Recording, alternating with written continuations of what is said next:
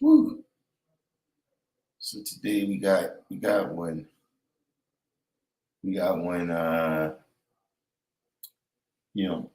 Everybody stay under control because today we got a little topic that is probably gonna get the brothers and sisters a little bit hyped, you know what I'm saying? But I got we're gonna make some points here. Once again, we kind of got sidetracked again, you know what I mean? Where, usually we come somewhere in the midst of the degree, right? It's knowledge, wisdom. We deal with some knowledge, wisdom. But we're going, it's still going to be knowledge, wisdom, but this is one of those ones, right? Where it's like, see, this, what is this? This, it's kind of like I told you so.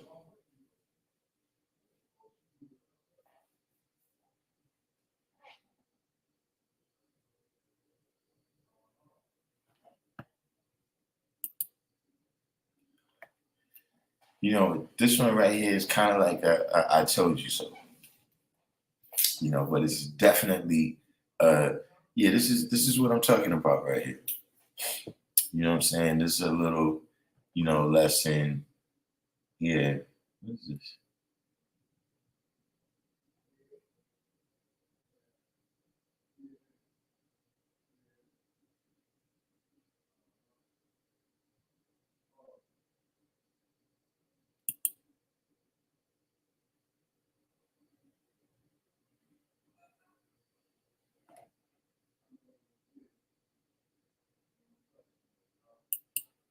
Can't call it. A couple of little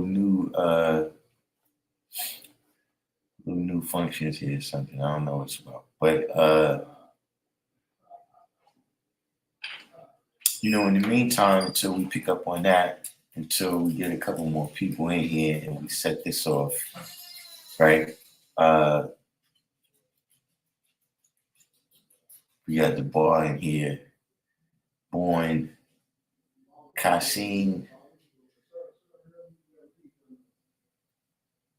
what's the deal? I mean, I don't know if we're gonna wait all that long today to get people in, because but we got a little something. We're gonna be doing a little critique here.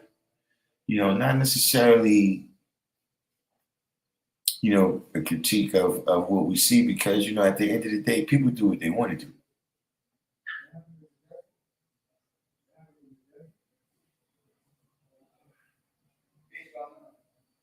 You know what I'm saying? But like I said, this is something that y'all gonna find a little bit interesting.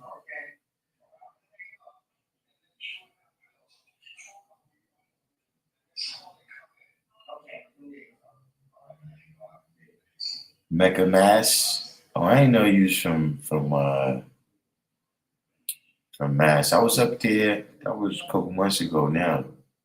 That was in the cold days.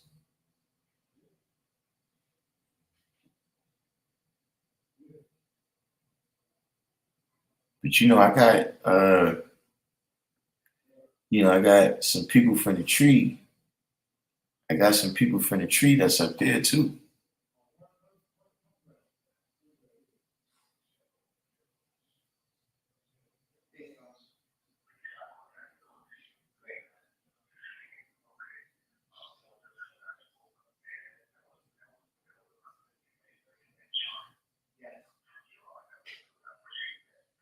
You said, did you know that you can do some clear, secret, transparent background for the chat? Now, what's that? Yeah, I'm just noticing that there's like a lot of updates. Oh snap! I didn't even see that. But what you saying now?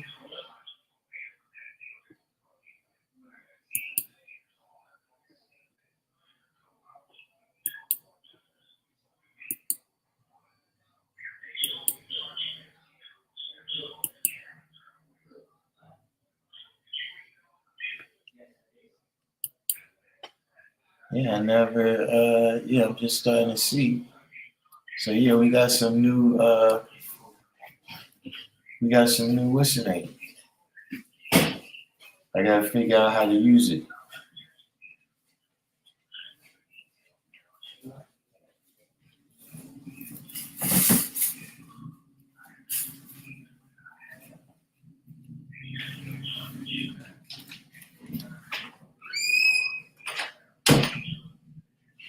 I still don't see that function that y'all talking about. Hey, Hennessy. Where you say Hey, how you doing, man? you do it in clear background. How you doing? Yeah. Man. You okay? I don't see how you do it. It could be something that I gotta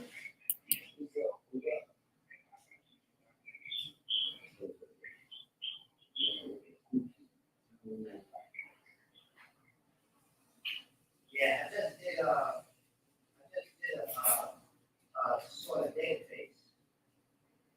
I'm still going over it. I'm going back over the receipts. But I got it. I can't call it. I got multiple receipts. I had to figure that one out. I'm not talking about it too. They send me alerts. I don't really read it. We got two. We got two slots in each space. But I got four receipts for that space. And then one mic.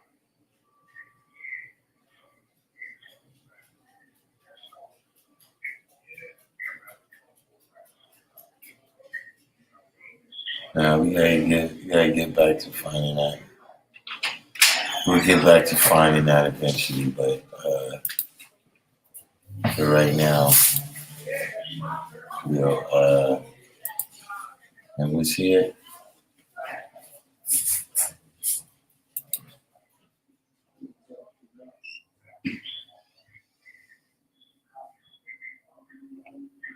Yeah, no, I can't call it what it is. I already have the maps. But we'll figure it out. So each time we need one, it'll be a different month on it already. It's already done.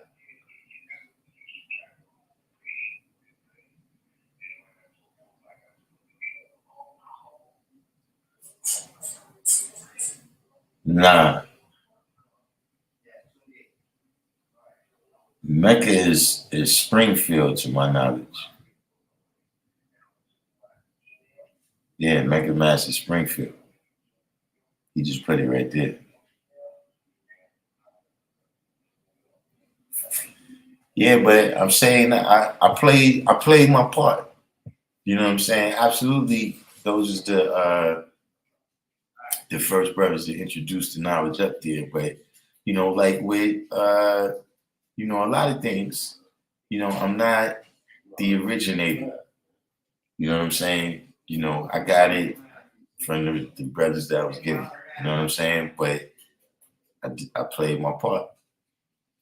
So you know, out there, there's a lot of people that I was instrumental in them, you know, either getting the knowledge or elevating in the knowledge. Yeah, five phrase, man. You know what I'm saying? I was still thinking about that, man. That was a whole other story. But you know, we got a topic today that five phrase, I think five phrase would like this one. But you know, look, we're not gonna do too much more what's the name? You know what I mean? In fact, Arabi just came in. Shout out to Arabi because you know, it's through Arabi that we got this topic right here. You know what I'm saying? Arabi sent me uh Arabi sent me a little video here. So, you know, we're gonna have you know, lightweight story time or whatever here. You know what I'm saying? You know, we're gonna be you know, starting and stopping. You know, matter of fact, I got my phone today. Let's check it out. Let's look at the calendar and see what the deal is.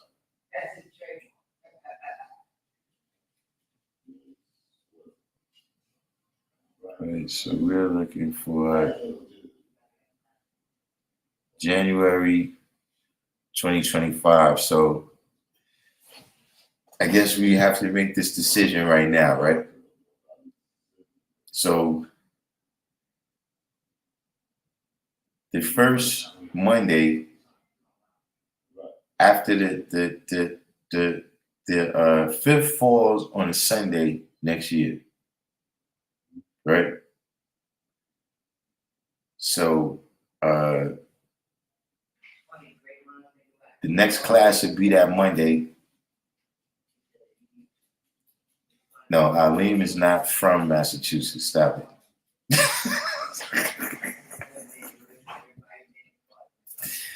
But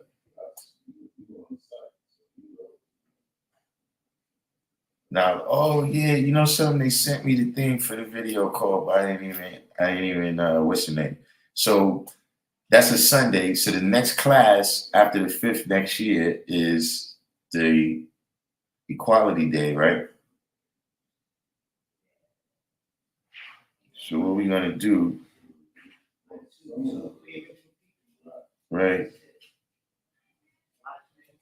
is we're gonna make this Fly Phrase Day, right? It'd be the first Monday. How you repeat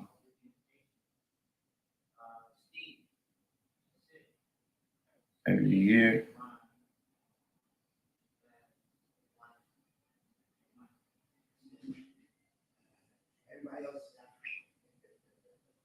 Wait, there's a way to, oh, there it goes. So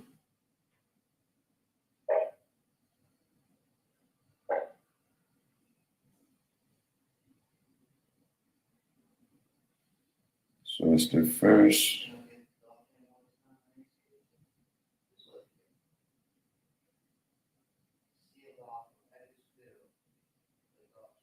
We don't necessarily. So yeah, we got the first Monday in January, then, right?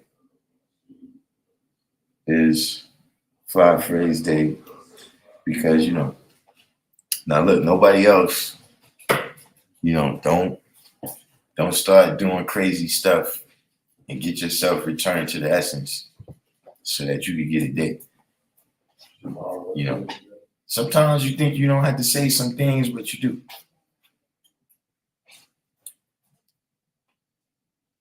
But so yeah, we're gonna get into this here. This is we've been sidetracking a little bit, but here we go. Here we go. Astaghfirullah!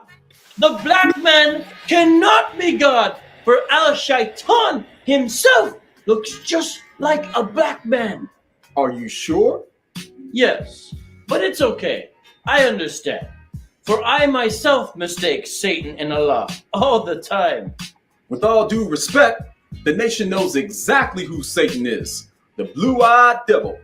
Seriously, Malik, like I once said, Satan looks like Nabta bin al-Harith, and he was a sturdy black man with long flowing hair and inflamed eyes. Well, with all due respect, does the Quran not say in Surah 2102 that the day the horn will be blown, we will gather the criminals and they will be blue-eyed? Yes, but that's not what that really means.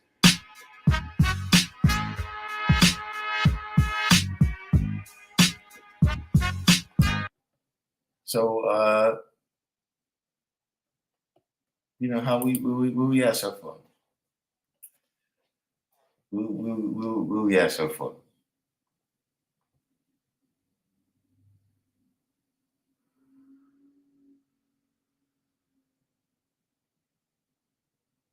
You said I asked the queen, would she let y'all know if I return? She said y'all know. So yeah, see, this is what I'm saying. Hey, look, look, it's just the beginning, y'all. It's just the beginning. We ain't got the don't. We not gonna get overly hyped. We're not gonna get overly hyped yet, right? But this right here, like you said, what did we just watch? So that was a little comedy skit right here. Of course, this individual thinks he's funny, right? And this is the age of shock value. So he has a point here. We're gonna let it go a little bit further for him to speak for himself before I speak for him. But I knew that I needed to pause right there to let y'all get a breather. I knew I needed to pause right there because y'all, people might get a little hype over that. But let's go back, right? And we're gonna let him start to speak for himself, so we don't speak for him. And so here we are. How did I get into this? Well, I used to be a wannabe graph artist. That is me with a spray paint can proving I was a graph artist. And maybe I was 100 pounds lighter and beardless. One good, one not good. A lot of my friends that were involved with this type of culture and stuff were into 5% talk. And when I say 5% talk, I'm going to have to explain it, but I'll explain a little bit right now. The idea is that 5% of the population is aware of what's going on. They know who they are, right? The other 85%, and hold on, there's one more category. I'm not good at numbers, but I know that. The other 85%, the common person, they are deaf, dumb, and blind. This is official lingo I'm using, by the way. So they're deaf, dumb, and blind, 85%. So to be called an 85%er by a 5%er is like essentially an insult. It means you're like the masses, you're ignorant. Then there's the 10% that's left. Those are people like Christians and maybe Orthodox Muslims who have an awareness of the truth, but choose not to disclose it. All right, now, here's here's where we, this is where we, this is what I'm saying. Now this is where we have to calm down. This is why we calm down, right? Because we can see that obviously he doesn't know what he's talking about.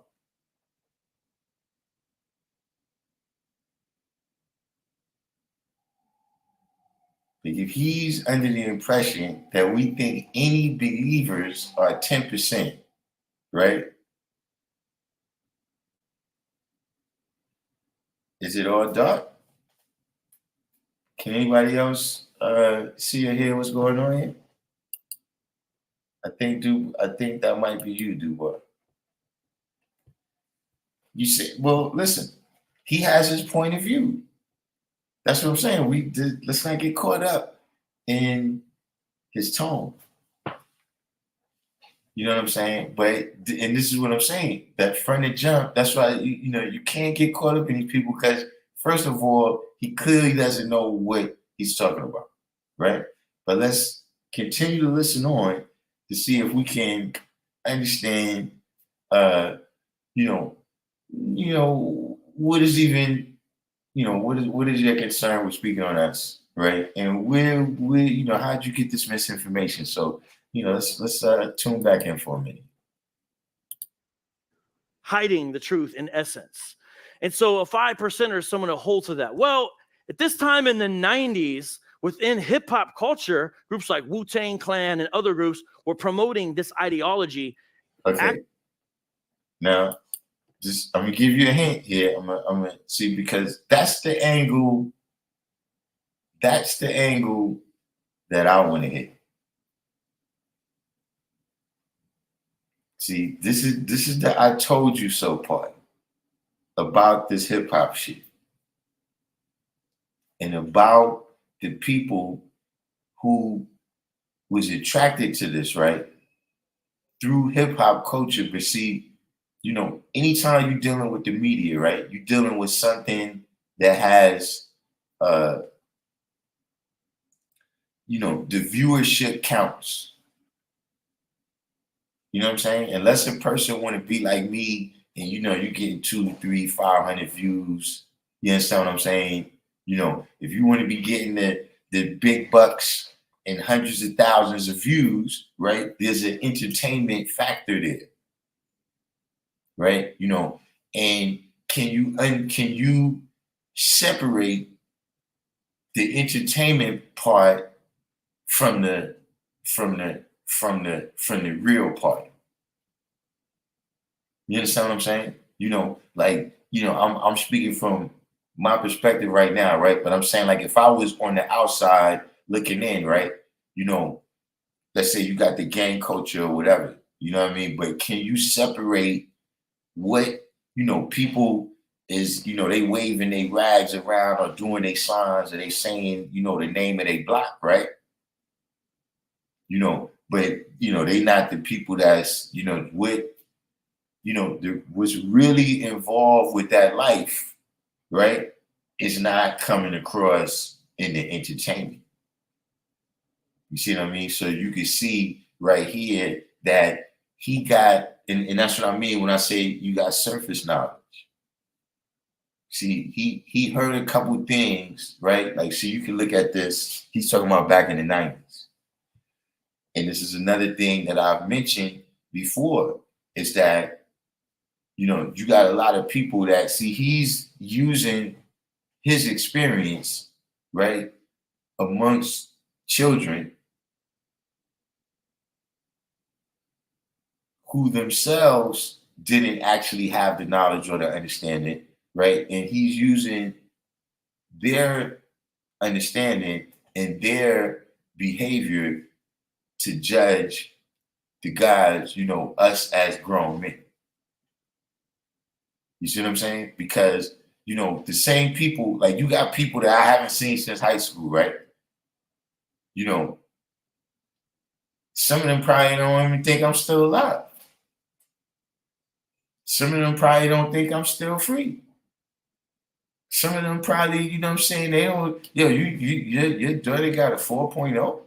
And I mean, she's getting the 4.0. It's not me getting, but just saying that even that I'm involved, see, a person might not think that if you're judging me by when I was 15, 16, 17. You understand what I'm saying? You know, it's like if you judge Christianity by the fact that they're the largest group in the penitentiary.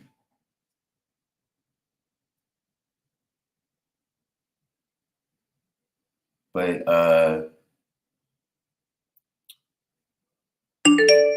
let's continue on here. Actually kind of hidden in the slang of the lyrics. Unless you knew what was being said, you wouldn't know what was being said. But my friends did, and so they would be talking to me about this stuff. So most of you probably heard of Islam. If you were around during 9/11, you heard about it. You learned more about Islam on 9/11 and other places since then.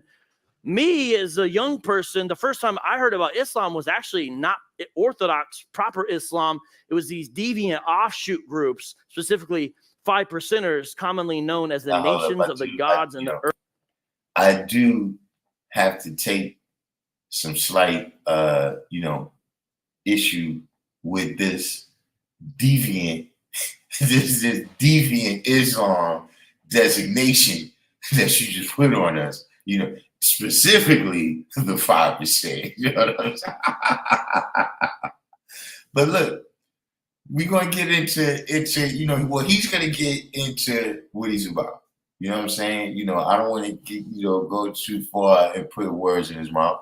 So we're gonna let him speak. Earths, which was a breakaway from the Nation of Islam, which most of us probably heard about or at least know who Farrakhan is. So that's how I got into it. And no, I was not a good graffiti artist, but I did have fun doing it. And yes, I did get caught. And yes, I did have to do community service with killers. That's why I got out of it. Anyways, that's that. I'm sticking to it. Nation of Gods of Earth, sometimes abbreviated NGE, 5%ers. They are these guys. So this guy is Clarence 13X. Clarence 13X was in the Nation of Islam. But then he broke away from the Nation of Islam. And they had beef for a while. But now they're a little more friendly because these guys are NOI members with the Final Call. But this place they're at, when you ever see that 7 with that star, that's NGE stuff, Nation of Gods of Earth, a.k.a. 5%ers. That's not NOI stuff. You see what I'm saying? So they came out of it, but they're a little more friendly now than they used to be. History of the 5%ers. They are a splinter group that broke away. Yeah, that's a little bit of it. Yeah, a little more friendly. But, let's not digress too much because now he's going to get into a little bit more. You're going to see what he's about. Away from the NOI in 64 under the leadership of Clarence Puddin, 13X. Why do they call him Puddin? Because he was so smooth. Oh. The name is derived from their belief that... Whoa! You see how this propaganda...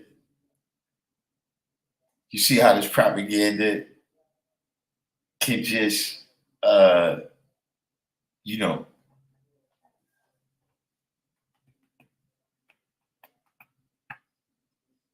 look, that's the first one on me. I always say that look, if you speaking, right, and you throw me totally off where it's like, wait, what? Like how, I've we talking about some science. You know what I'm saying? So, but look, like I said, see, sometimes, right, here's the thing, you got to be aware because he's gonna say something towards the end of this, right, that's gonna show you why you don't engage. But let's continue. That they are the chosen 5% of humanity who live a righteous Islamic life, not very Islamic, and thereby have manifested the true divine nature of the black man who is God or Allah, source on the screen. So they are the guys who are a lot more like peace to the gods. What's up, God? A little bit more like that. Very common, especially in 90s hip hop. What's up, God? What's up, God?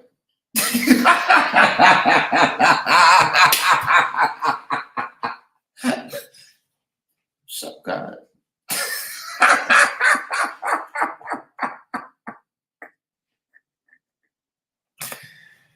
Whoa. What's up, God? You know, hey, listen. See, now look, maybe that's what was going on in the 90s. He said he got exposed in the 90s. You know, well, I can tell you is that in the 80s, you know, if you roll up and say, what's up, God? You better know all your degrees that day.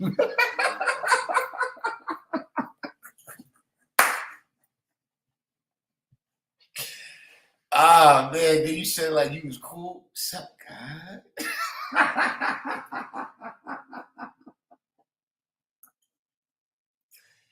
Hey, look, I can't imagine you walking up to a Robbie.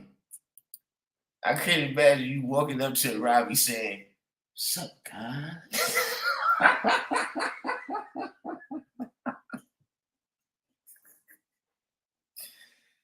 Oh, man. Oh, yeah, hey, listen. You come in the middle, you know, but look, we get through this slowly. We get through this slowly. But, you know, some of these things, I watched this once through. You know, clearly I didn't catch everything. But anyone see the Book of Clarence? Does anyone know what it is about? Anyone seen the trailer or something like that? Very likely it was named the Book of Clarence because of Clarence 13X. Has anybody seen that? You know, because I didn't see it. So is there any, you know, does anybody, you know, have any agreement or disagreement, you know, and why? Put that in the comment while we watching and we get back to that. The founder of the NOI. Because when you watch interviews with the guy who made the Book of Clarence, he talks about, we are gods and you should address us as such. This is British accent. So here you have the NOI talking about who the 5% are. The righteous teachers and civilized Muslims. So the 5%, along with the Nation of Islam, he doesn't realize right here that he's mixing. See, you know, perfect example here. This is what I'm saying. This is the I told you so. This is when, you know, it's like, yeah, I say what I say, but this is what I was talking about. See, this is when somebody has been exposed to a little bit of our knowledge, but none of our culture. So now you mix it. You know, now you coming around, you think our culture is some God.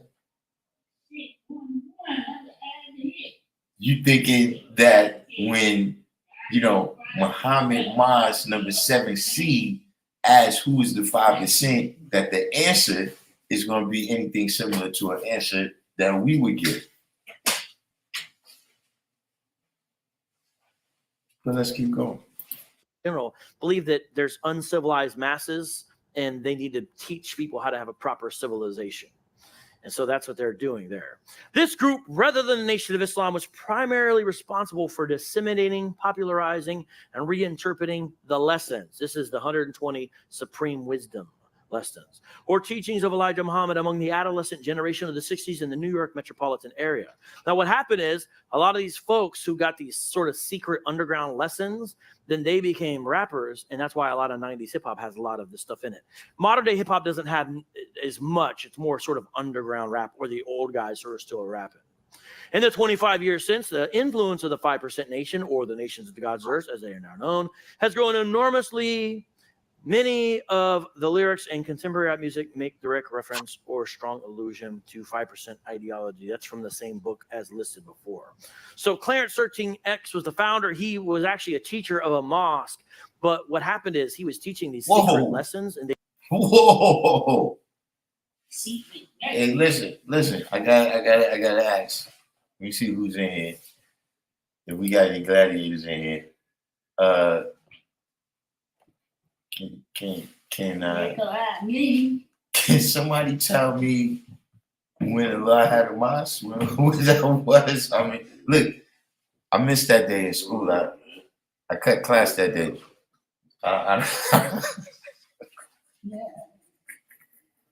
Peace, Doc. Peace. Besides.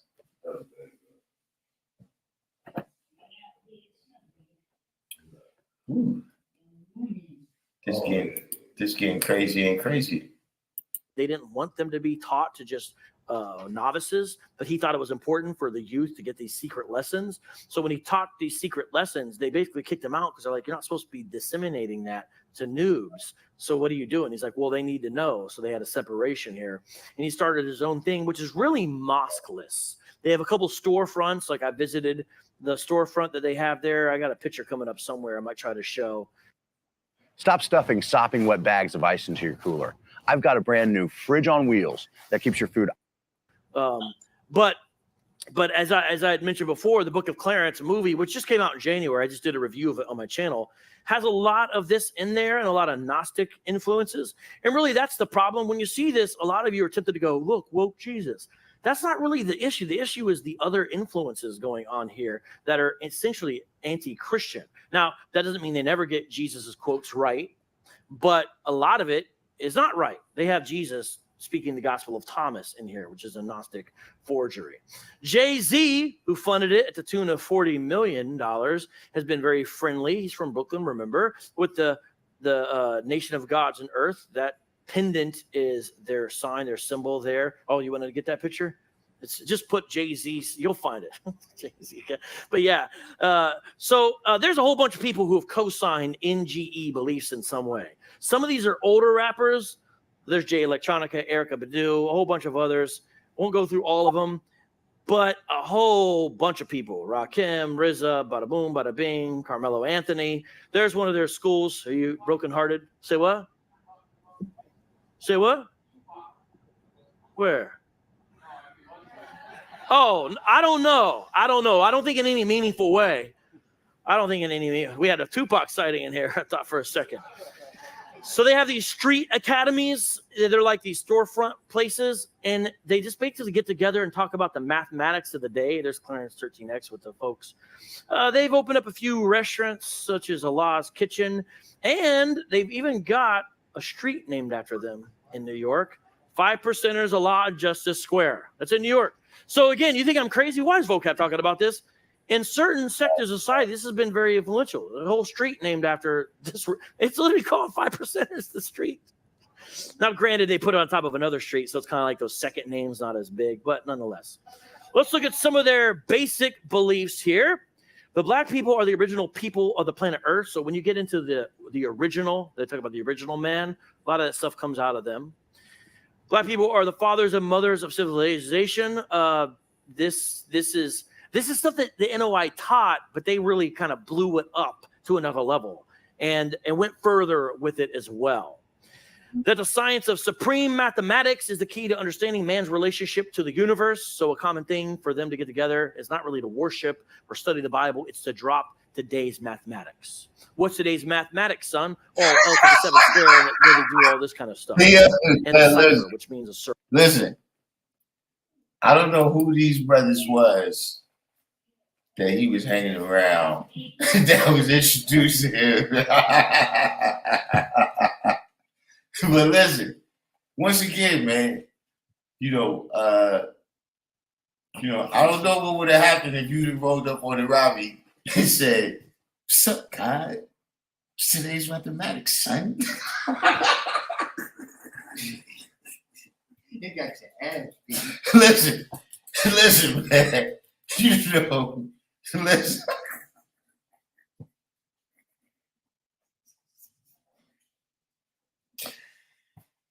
Hey, look, man. But like I said, this is why, what's even the purpose of responding? Right? Because like I said, he's going to expose something in a minute. I'm going to wait till he takes it. Circle in Arabic. Islam is a natural way of life, not a religion. So it's a culture, basically.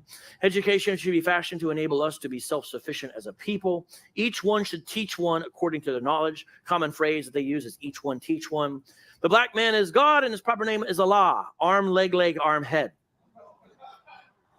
It's saying it's an acronym for man. You see that? Now, it's yeah. I think it's like, but so when they do this, it's not literal. It's like the literal meaning of the word is not relevant in a way to this religion. So they have these different like acronyms like this that function didactically for them. Our children are linked to our future. They must be nurtured, respected, loved, protected, educated. Doesn't sound bad to me. United Black family is a vital building block of the nation.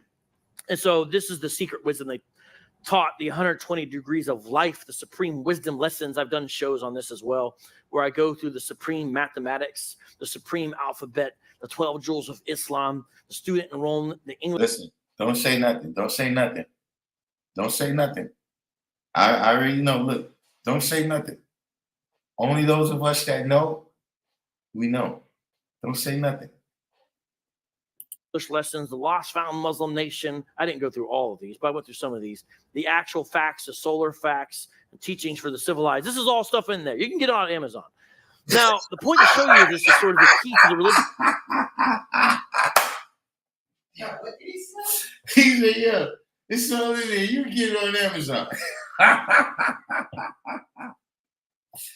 Hey, man, listen. All I got to say is this is what I'm talking about. See, this is the other side. Like, see, we have this conversation, right? And I always lose. Because whenever I say that, look, this is some bullshit, then y'all be like, yeah, God, but I got the knowledge, I elevated, from the channel, even though it's online or whatever, you know what I'm saying? That's still, that's how. So see, I can't argue with that. I can't argue with the reality, right? You see, you can't argue with this reality. That this is what happens, right? When you start teaching on the basis of hip hop. This is what happens when you want to put all your friends down, when niggas don't got to fast 3 days, you ain't got to come to the site for the bill and all of this. This is what happens.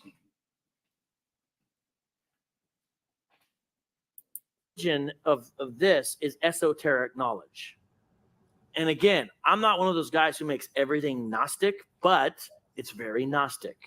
Salvation by enlightenment, in essence, which was one of the earliest heresies after Judaizers that we had to deal with as Christians. So this is a different version. So again, you see, now you start to see where he's coming from. Now you're starting to see where he's coming from. But he's going to expose a little bit now, but keep in mind what he just said, this is one of the first heresies that, we as Christians had to deal with. Because that got to do with where this came from. I try to tell people, some of you get caught up on the color issue, the anti-American. I don't think you should get caught up in that. I think you should get caught up in more fundamental issues when you deal with guys like this.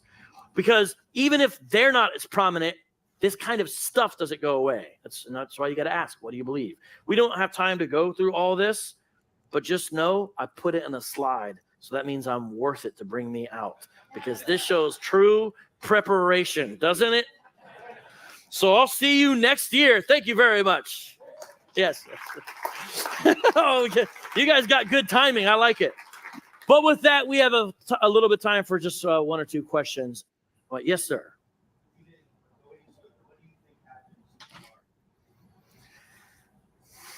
Yeah, there's a lot of conspiracy theories about what happened to Farr. That's what he asks.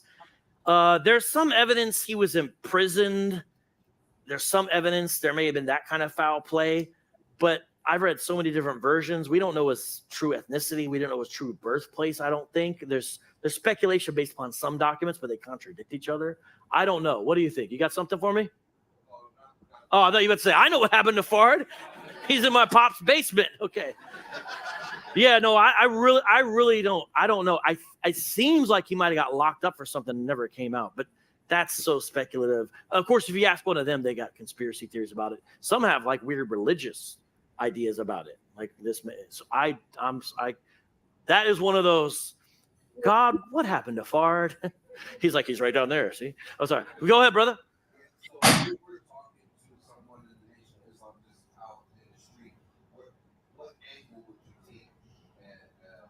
Always choose the right angle. That's sorry, man. I'm a dad. You know, what do you expect?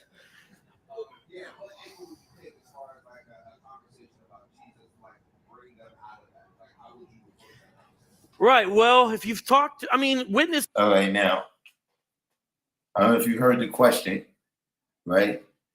But, you know, from what I could hear what he said, right? He's saying that, you know, if you're dealing with, you know, a 5% or NOI or whatever, right? He said NOI right there, right? You know, what kind of conversation do you open up with them in order to bring them out of that mentality? Pay attention. Witnessing is witnessing. So we've got people in NOI, but we've got regular old Joe Six-Pack. We've got, right? It can be a process a lot of times. So I first reiterate what I said earlier about asking questions. You know, like whenever they make a statement, I would base my questions upon their statements. And so it's easy to start with, hey, tell me what you believe and why you believe it. That's a great question to ask. Now, hopefully there's like, do you have 5 minutes or do you hopefully have longer, right? I think that probably matters too, right? If you have a short time, the gospel in a nutshell, and what else can you do, right? You know, so you know John 3:16, you know some other passages, and you do that. But if you hope to establish something further, those questions are important and fundamental. And to me, I would like to hammer on the contradiction of the idea of Fard being a savior versus Jesus being the savior. There's other stuff to discuss, but I like that one because then you're not just doing something like defending the Trinity. I'm okay with defending the Trinity, but notice how it doesn't put anything upon them. If you're pushing them to have to defend the idea of Fard being a savior, then I think it's good because then, first of all, you can talk about how Jesus is a savior. You're showing a direct contradiction. You're pushing something that I don't think a lot of them could meaningfully defend in any meaningful way. So to me, that's a great weak point to push upon, is the idea of Fard being a savior. So how would you address that? Well, if I was going to go there, it's like a lawyer, you know, supposed to know the answer to the questions, and then you ask another question based upon that. But maybe it would say, I've heard that Fard is considered a savior. Do you think Fard is a savior? I just ask them first to make sure they think that Fard is a savior. Then however they answer, say, what did you mean? So if they say, well, sort of, you know, well, can you explain how is he and how is he not? And just kind of follow that path. I would just kind of find out where they are in it. If they don't know, you know, you can pull up their official statements and documents pretty easily. And say, well, this is what your documents say. They'd be shocked. Now, is anybody is you know, because the coverage is coming off now, you know, are y'all picking up what he's putting down here, right? And like I said, why there's no reason to engage. To find a Christian who knows something about their beliefs. Yes, sir. If they don't believe in an afterlife, what is their salvation? Little unclear on that, and that's where they do have some kind of apocalypse, and it seems like what they seem to envision some kind of future where they're basically in charge. So it's weird when they say afterlife. I think they kind of mean according to the misconception that they think Christians have. I don't think they think there's no existence past death, though, from what I can understand. It's a little confusing. Some of their eschatology. Yes, I was going to try to say eschatological beliefs, but then I gave up. So I would ask sort of about heaven and hell and see, because my understanding is they're just saying not according to what you guys think it is. Because I think the mothership, when it comes to get them, is taking them somewhere, not just destroying America. So I don't have all that fleshed out. So I would ask and push and try to figure it out.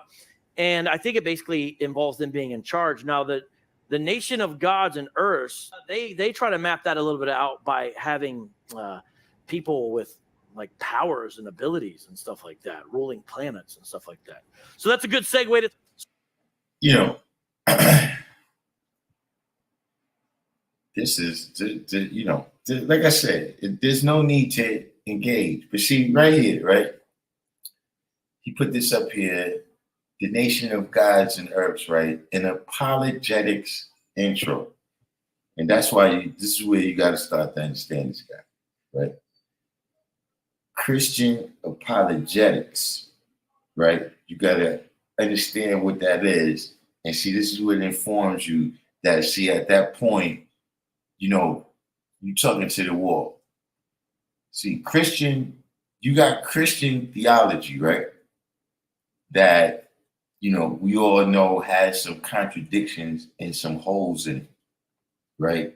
So, you got to go back in time. Remember, he was saying about, it's one of the first heresies that we had to deal with, right? So when you go back in time, right, as they're spreading Christianity, people already got their own religions, whether they pagan religions, whether they Judaism. Muhammad ain't come on the set yet, so that's not around when Christianity is first, when people first starting to, formulate what's going to become Christianity. So, this kind of thing is you're competing against these other concepts and ideas and religions for the masses. You know what I'm saying? So at the end of the day, this becomes, the way it's manifested now, at least, is in this form right here. You know what I mean? As, people that's going out to debate, but ultimately, they're trying to spread the gospel, right? And so, see, I'm a lost cause. So there's no point for me to engage, you know what I'm saying? And, judging by the way he's presenting himself right now, he's a lost cause. So it would be no point in me trying to tell him nothing. But this is what Christian apologetics is. So, to some degree, right, you got to go out there and, at least the way it's manifested now, you attack, other cultures, other religions, other beliefs, et cetera, and try to demonstrate the superiority of Christianity.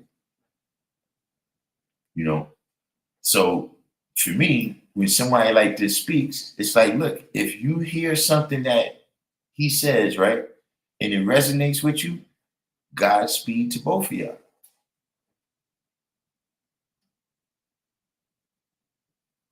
But see, when you engage with this, right? See, notice what he's saying. See, what you're doing, you're just giving him ammo. See, because like he said, he's not asking you a question to get the knowledge. He's asking you a question to get you on record so he can debate whatever it is, his straw man that he already has in his mind. See, this is why you got to watch these kind of people. See, because you're trying to corner me in a circle.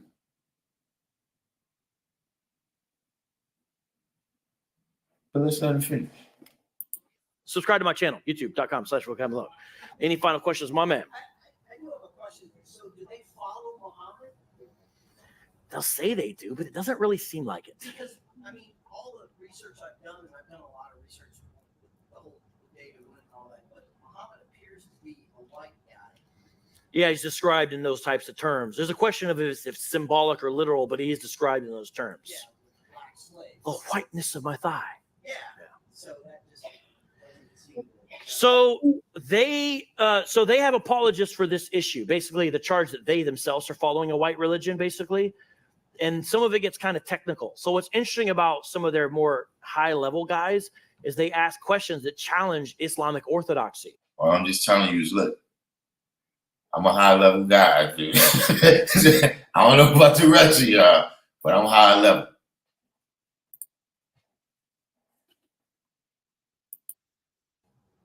And it's very fascinating to see. For example, the Quran is filled with we passages, and Muslim will say royal we or something like that, right? They might say, but the Quran itself doesn't say it's a royal we.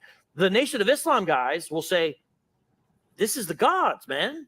This is like the plurality of gods, because they're not monotheists. So they're challenged in common conceptions that Muslims would have because of that. So they're not really following it. They're really not. They barely quote the Quran, honestly. You notice how many of those references were to Jesus? That's really, it's almost like just a way to get away from the Bible to say it's Islamic, but it's almost like really a Christian heresy. I'm not saying it's Christian. I'm saying a heresy that rises out of our circles, nonetheless. One more question. Yes, sir. Do you think that Nation of Islam 5%ers actually believe in like the movement? They think genetics confirms a reality. So they think it may have a symbolic element to it, but they think from what I've talked to some of them, by the way, the essence of it is real, and they think modern genetics has confirmed it.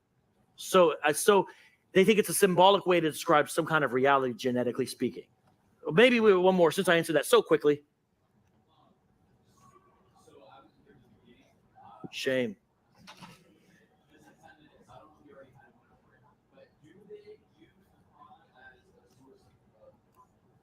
They will quote it, and they will, so that it aligns with their belief. But when you read the Quran and then look at Nation of Islam, and especially 5% beliefs, it's not monotheistic. It's it's. And why do we keep? How is it that why it's always specifically us? Why is he keying on us? It's clearly contradictory. So we do have a skit on this. If you ever see me do something that only an idiot would do, which is dress up as Muhammad and be interviewed by various characters, or interview them rather, in the Boom Boom Room, we have one where John McCrae plays a Nation of Islam member, and I interview him, and Muhammad exposes the Nation of Islam member as not being a very Islamic. But then the Nation of Islam member also exposes Muhammad. It's great. You've got to see it. Yeah, boom.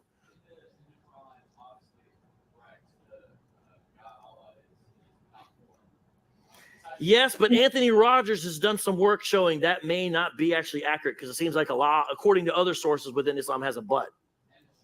Yeah. So it's a little perplexing. Yeah, shoulder, everything. So a little perplexing. So they can't help it that the thing they chose to derive from is also contradictory. All right, guys, I have some books out in the lobby. Maybe I'll see you out there, and it's been great. Thank you very much. God bless y'all. But I was always told you were a great liberator of slaves. Yes, I once purchased the freedom of a slave who pledged allegiance to me. Praise Allah. How did you accomplish this feat of liberation? I purchased the freedom for the Muslim slave by giving his slave master not just one, but 2 of my black slaves in return. So, you freed one slave by trading him for 2 of your black slaves? Exactly. You could even say I was the 7th century Frederick Douglass. Well, except that if you did, you would be killed for describing me as black. But still, you get the idea, right? You're black. Now look, I got, there's a question here that I have, right? I got a little question here, right? How is it that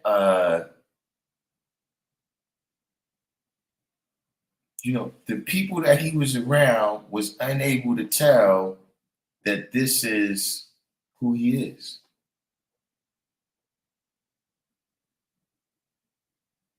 Now, you was around some brothers, right? And they felt such, affinity with you that they was teaching you our science. See, this is what this illustrates so much that, see, this is what I'm saying. You can't save people by giving them this knowledge.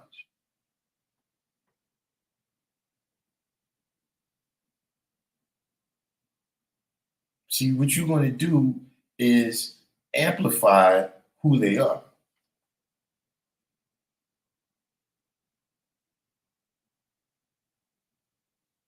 But look, I got a question. How many videos you think that he's watched? Whether it's here, Sunya's, Inf Mega, this the kind of people that's around you. So, okay, if you building and you talking to him, are you teaching? Hold on, let me see. Let me see something that I just seen. Let me see if this works.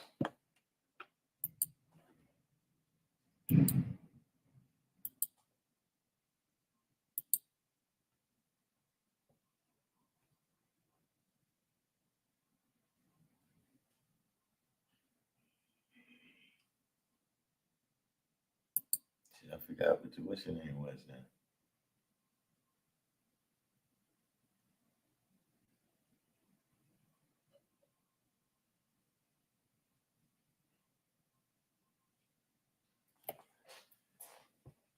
Yeah, you wasting time and you losing time.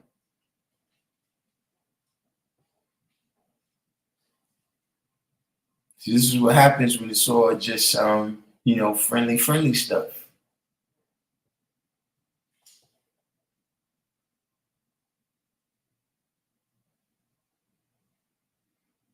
You know what I'm saying? But look, he's doing what he's doing. If he sincerely, to one degree, you got to see that, well, he has a misunderstanding what the 10% is, but you're at 10%. Where on some level you came around us to interact with us to get some knowledge that you could go and sell your books. You know what I mean? Remember, I see that at the end when he said, I got some books out in the lobby over there.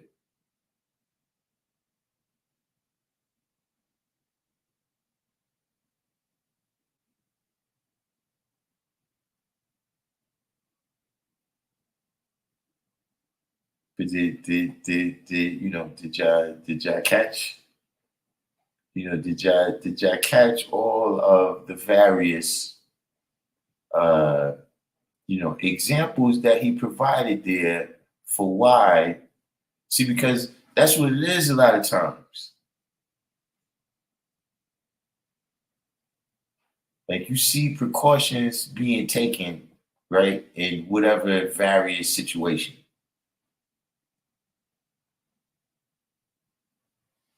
Right? You see precautions being taken, but you don't know why that is until shit hits the fan.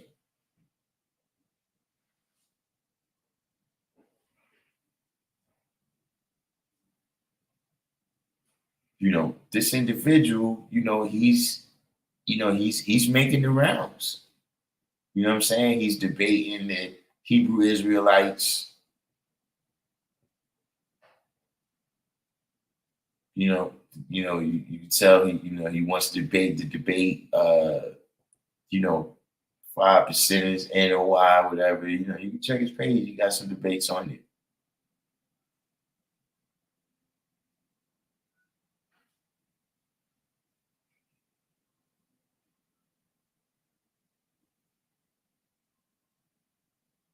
But clearly there's no reason for us to debate him, right? Because see, look, when he said some factual things, he just glossed over that.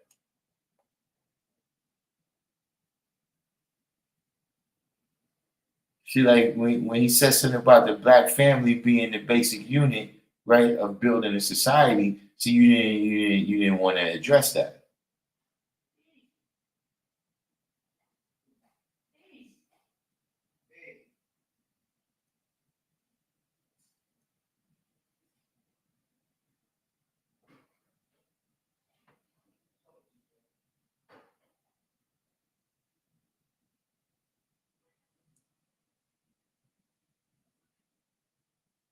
So to me, that tells you who he is.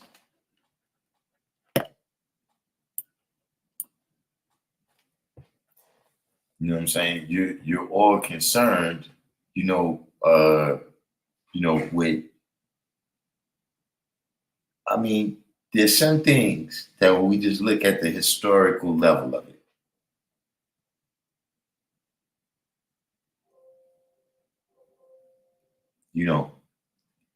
and I know, I think sometimes everybody's not on my level. Not saying that in a bad way, like you below me, but just you don't, you might just not think, I'm different. But saying this is the same shit from Greece.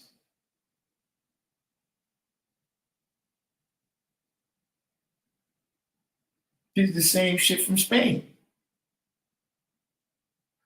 If you come over here, we show you how to wash your ass.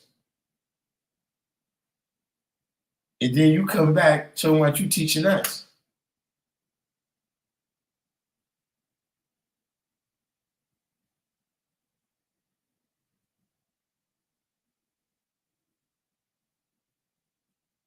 See, for him, it's all about the belief. Nothing is about the reality. Nothing is about the fruit of whatever is bearing. You understand what I'm saying? Like, what is that way of life? Like, see, we tried that mystery God for food, clothing, and a home. We received nothing but hard time, hunger, nakedness, and out of doors. And also beaten and killed by the ones that advocated that kind of God. See, keep that in mind when you're talking to these motherfuckers.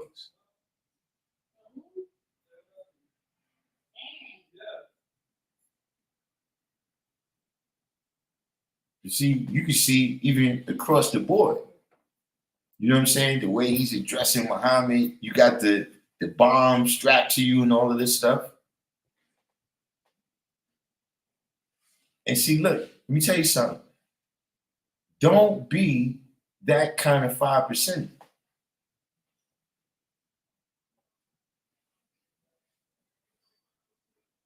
Don't be that kind of asshole, right? That goes around strictly destroying.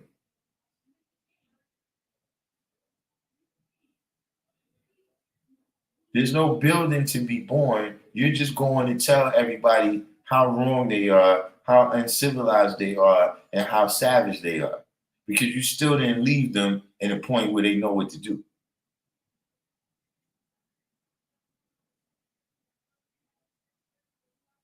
See, that's why, see, a lot of people can argue, but they can't teach. See, when you're dealing with a cat like that, right, and he's asking you a question to argue, see, you know how to respond to that. But see, what happens when a baby asks you a question because they sincerely don't know? See, it's one thing we in the cipher, right? And this brother don't know the day's mathematics. And we going in on, you don't know this, you don't know that. But see, what happens when your baby asks you, right? Yeah, what is, what does that mean? What is this about? And you got to explain it from scratch. You can't explain to them, yeah, well, you know that history? Nah, they ain't been to school yet. You know that interaction? But nah, I haven't interacted with those motherfuckers. What is this shit about?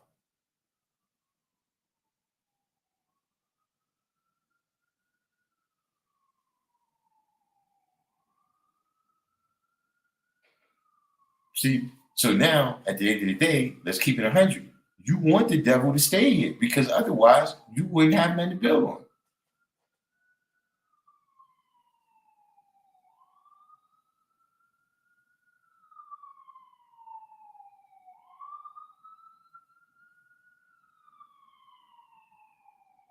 See, this is you can learn from everything. Sometimes you learn what to do. Sometimes you learn what not to do.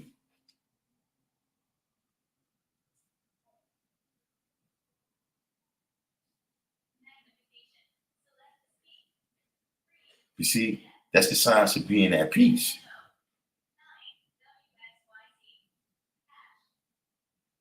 See, I'm not confused. Now, somebody who's confused, right? You might get caught up in what he's saying there. Even though I'm talking about it for a while, but I'm just saying I'm speaking more so from the standpoint of what that means, what lessons we could draw from that as 5%. See what I'm saying? Because I ain't talking about him, I'm talking about y'all.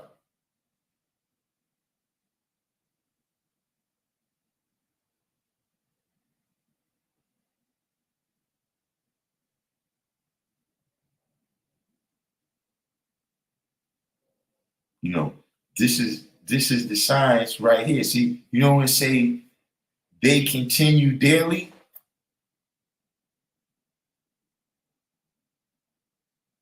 See, these are the motherfuckers. That's one of my favorite lines. That's one of my favorite lines from Allah of all time. On the tape, when he says, see, He said, see, they can't tell me nothing about me. I can tell them everything about them because I'm studying. Yo, when he said that shit, the first time I heard that, I busted out laughing. He said, can't tell me nothing about me. I tell them everything about them because I'm studying. See, it's like studying us. See, that's a part of the continuing daily.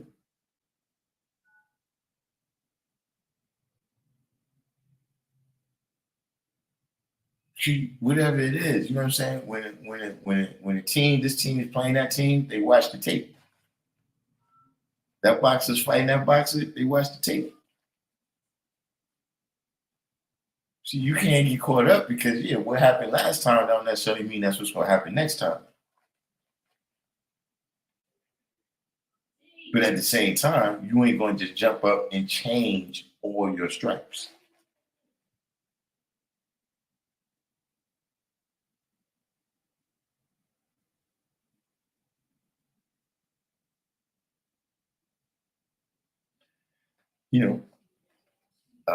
Be aware. This is that was for me it's high comedy.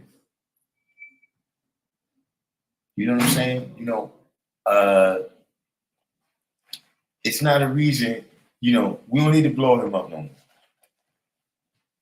So you go over there and you looking at the what's name and you commenting on his page. So you just doing the each one teach one over there.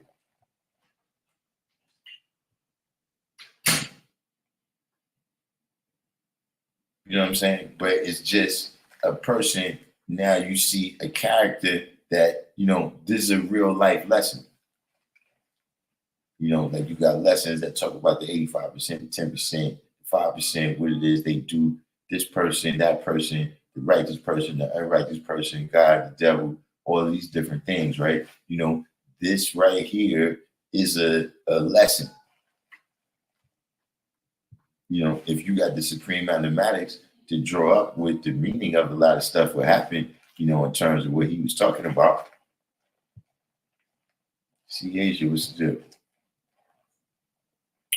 But I don't know if anybody had any questions, in terms of what he was talking about. But we've reached that juncture, where we can move on. I think, my points is made about that example. You know what I'm saying? Of just being aware. Where, how, to whom, when you manifest your power.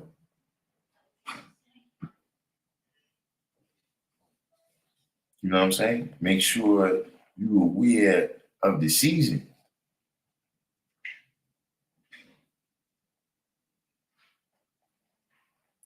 But we got any questions, man? Anybody, anything maybe that we thought of since yesterday, or should we just let this kind of stand on its own like that and just take it down? Because sometimes that's what you do, right? We start talking about something else, and then you take the sharpness of the point, you take it away.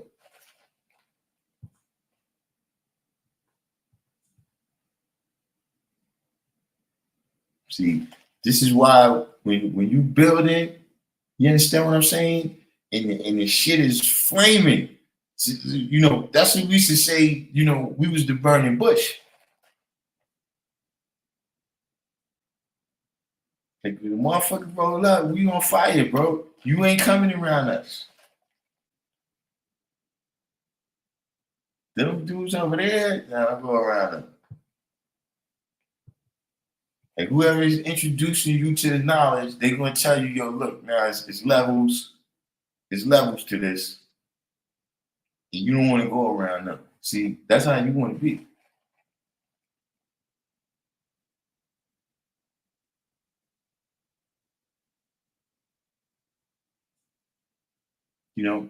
or we used to say that the 8 points that's on the flag, the 8 points, that those were swords, right? Where anybody who tried to penetrate into the cipher, right, who tried to infiltrate in the cipher, and we don't know you're not right exact. You don't know how to navigate those points and angles because you don't even know what they are. See, you get stuck by those points. You stay out there. See, we guys, we in here, we the 7 right here. There's a 7 in here. We safe.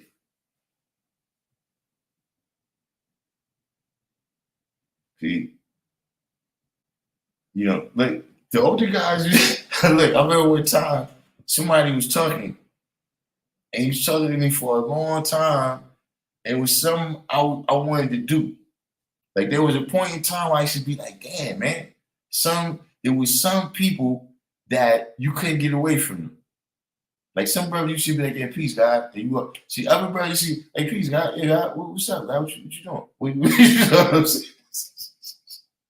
Because they got something they want to talk about. Yeah, God, so I was over here and boo. He's like, damn, God, I'm trying to get to the store and shit. And then one day, the guy seen that happen, right? And the brother left. He said, yo, you should have asked him a degree.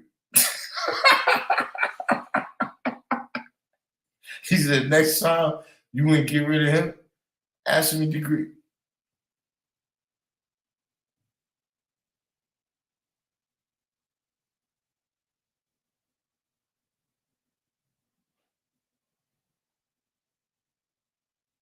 See, that's what people, they avoid you. And you ain't got to worry about this. You know what I mean? Because, he's got some ideas, right? Some concepts, whatever. He's trying to sell his book. You know what I'm saying? And I don't want to sound paranoid, but look, God, you know why we have the show proof.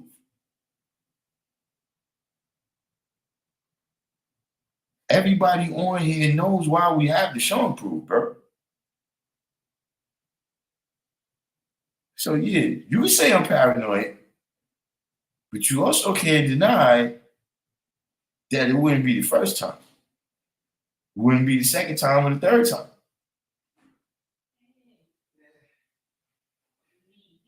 So be aware. Because ultimately, this knowledge, wisdom, and understanding is to save our life. First and foremost, right? Self-preservation and then elevation.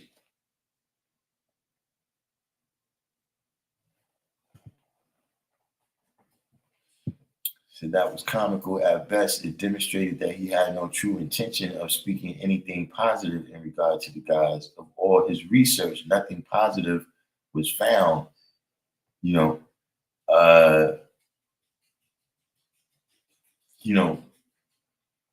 He's got his thing what he's doing.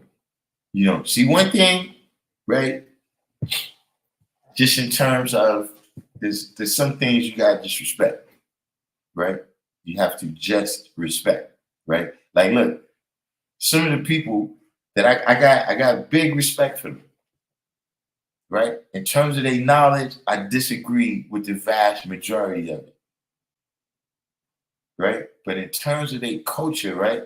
I fucks with the Jehovah's Witnesses. I got respect for them, man, because see, they believe that shit and they out in the street, man. They out in the street teaching, and they will die for that shit. You know what I'm saying? They not gangbangers where they out like that, but I'm saying that they ain't taking no blood transfusion or whatever it is. If their life is on the line, but that shit goes against what they think is right, they're not gonna do it. So you gotta respect them. You know what I'm saying? It don't mean you gotta rock with it, you gotta agree with it, you gotta think it's right. But I'm just saying they standing on a square. You know what I'm saying? Just like I say with Martin Luther King, a lot of people, Martin Luther King and the nonviolent. Yeah, but look, at the end of the day, you know what I'm saying? He stood on his square. like I said, he's not a gangbanger, so it's not like, yo, he's gonna go out there and get no shootout. But I'm saying he kept saying what he was saying. He kept doing what he was doing. When motherfuckers said, look, if you don't stop doing that, we're gonna put you down. Right? He didn't stop. You gotta respect that.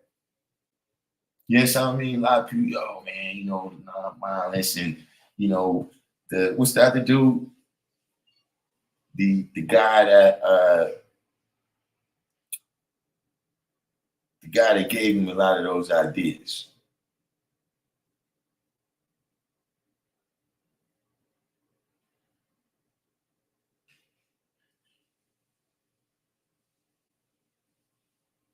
What was that guy's name? He got like the low afro and the glasses. Nah, not Gandhi. But Gandhi, he's another, that's a whole other story too. But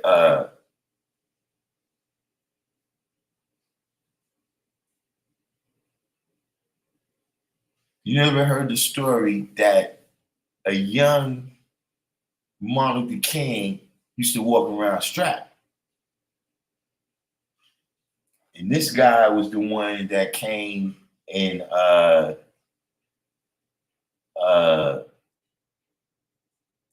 kind of convinced him we need to go with this peaceful protest stuff. Hold on, let me see if I can find his name here.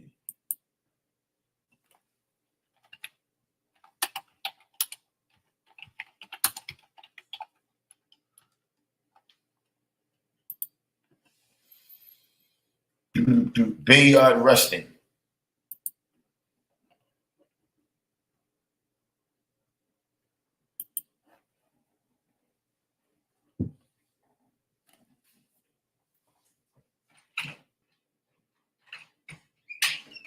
Yeah, Bayard Rustin.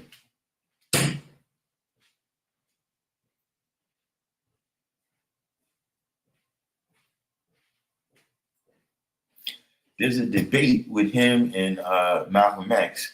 I keep seeing it. It comes up on my suggestions on my YouTube, but I haven't watched it yet. I'm interested in it, but I just haven't gotten a chance to watch it yet.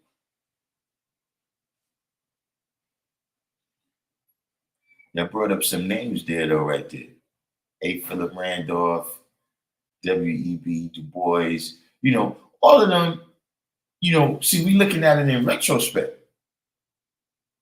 Right? There's certain things that we've learned from their experiences. You know what I'm saying? At the end of the day, it's not a critique to be critical, you understand what I mean? But a critique so that you could actually learn, you could actually identify what was the things that pushed this thing towards success and what was the things that held this thing back to some kind of failure.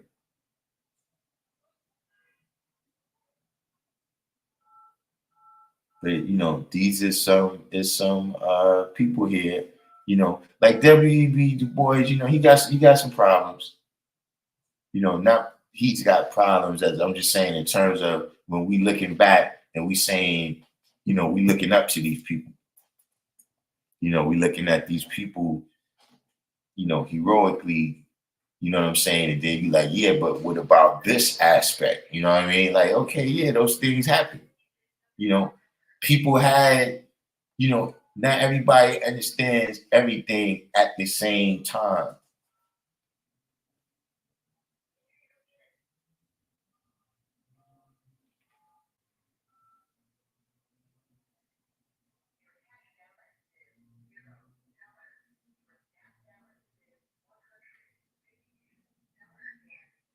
But like I said, man, we got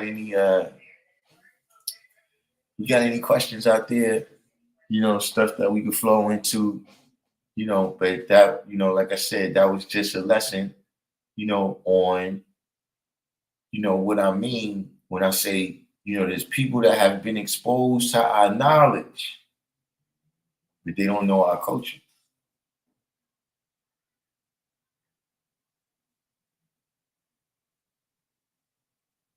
What's worse, there's people that have only been exposed to our wisdom.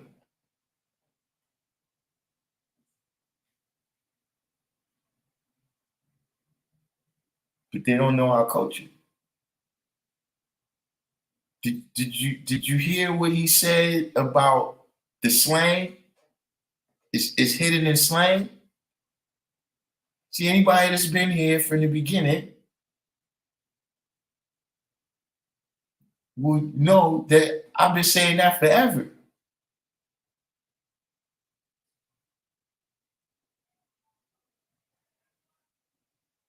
Then when you use supreme alphabet in the wrong way, then you turn it into slang. Where you just saying things, bad can be bad or bad can be good. It don't have nothing to do with the what's in it, with what you're saying.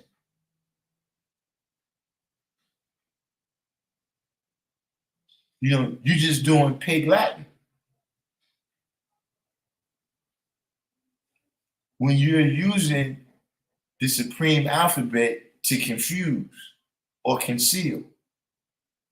Now, it's a difference when you're in a situation where as individuals they ain't supposed to be around us.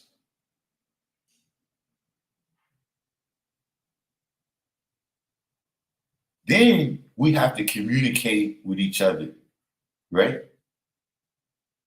But we're not here to speak in code.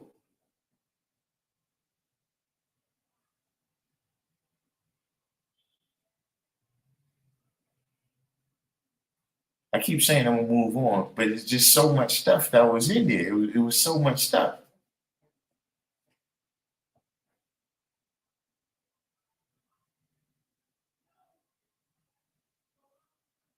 And like I said, it's not about condemning him for doing it because, like we say, you don't know. It's for us not to do it.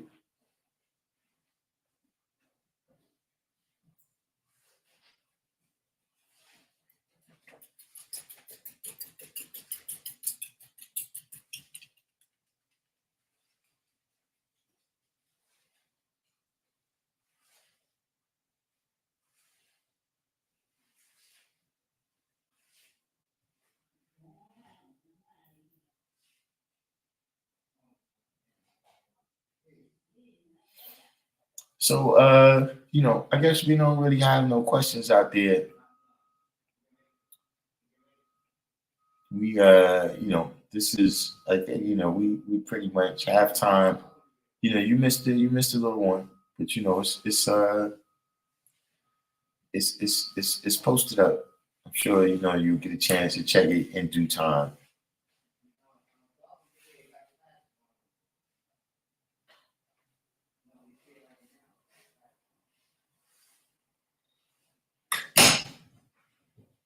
But let's go ahead and shut that door and move on. Before they say that I'm ranting.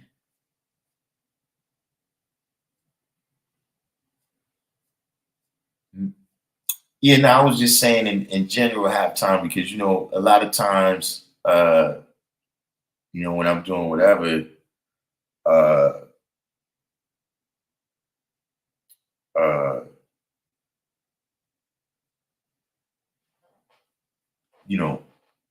we discussing the topic, we go back through the topic.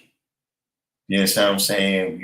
We hit it again, new people come in, we go back to the beginning and with this one right here, we had enough.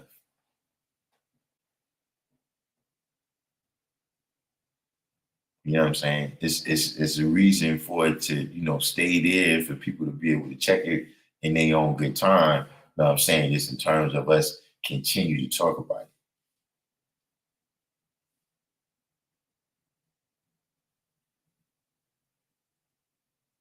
Yeah, King Me, it's actually been a minute.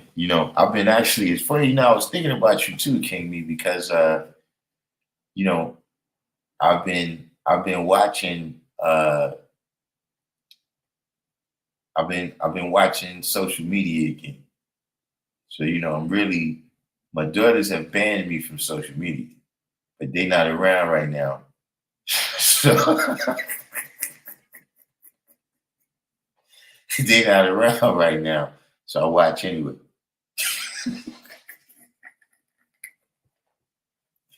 But they really banned me from watching social media.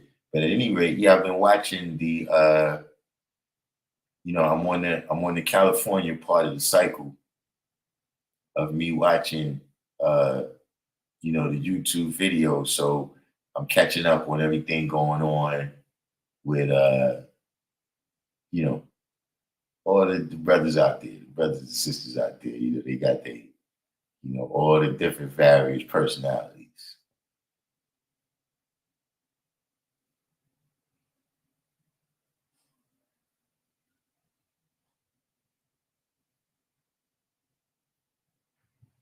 But yeah, you're right about that, complete. That's why I picked that title, man. Swords up, man. You gotta keep your sword up. So, people know.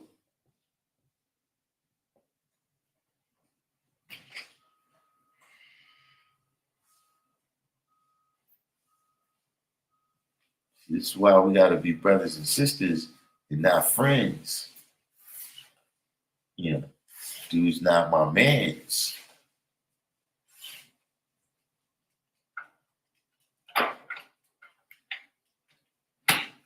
Me said, ain't that? I mean, well, I'm watching social media, right? So of course, it's X amount of bullshit just involved with that off the rip, right? You know what I'm saying? I'm not saying that is all at all representative of what's really going on out there, but yeah, I'm watching, the gangsters kind of going back and forth with each other right now. You know what I'm saying? Some of the codes being violated or whatever. It's things I'm just learning. You know what I'm saying? Like I ain't know that it's a particular way. Peace. I didn't know it was a particular way you can't ask for a cigarette out there.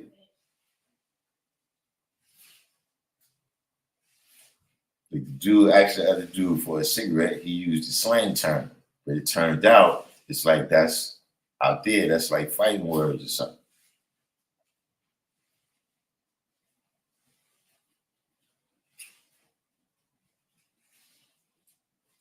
A couple other situations going on. Like, look, I didn't know Crip Mac was locked up. Learn something new every day, man, with social media.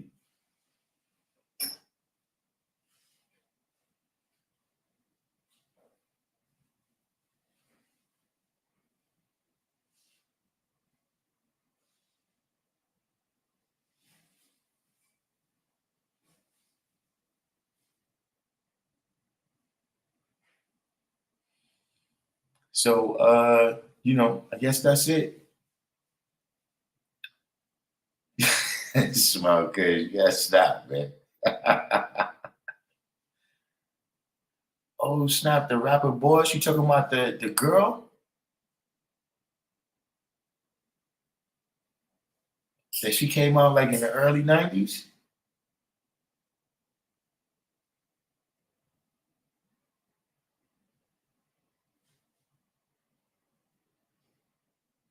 Man, that's crazy. What happened?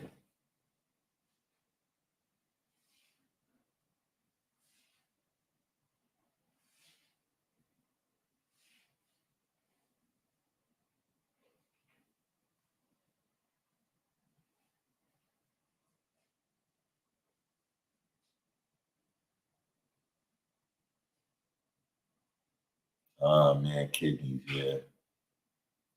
Man.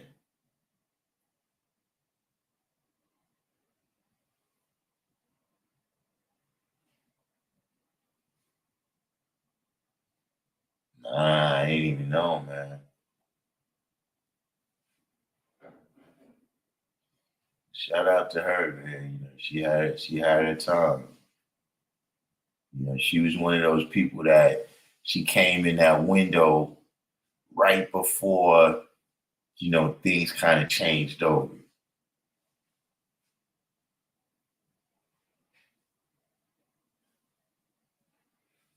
Yeah, health is, yeah, you gotta take care of your health, man. You know, strong mind and a weak body is a contradiction, man.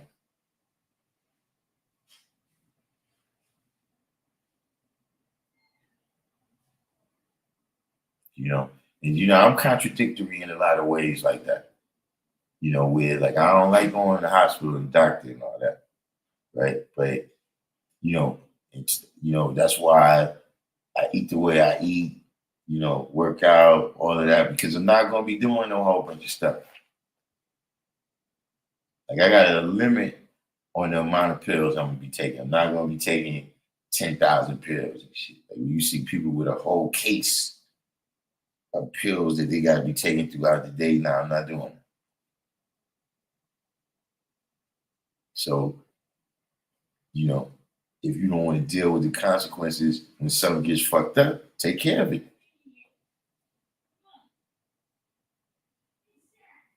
You know what I'm saying? You know, things, you know, you keep your mind sharp, you keep your body sharp. You keep your body clean, you gotta keep your mind clean.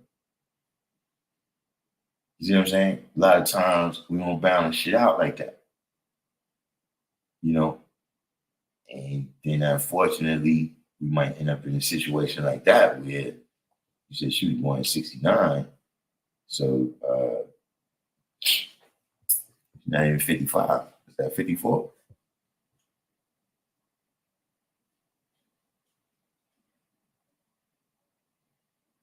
He said the doctors try to give me a lot of pills. I choose the holistic way.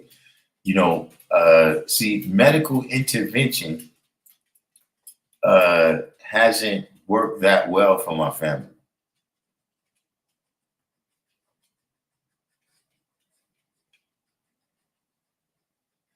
Like the people who get prescribed medication, right? They be like, yeah, no, I ain't taking that. They tend to live the longest.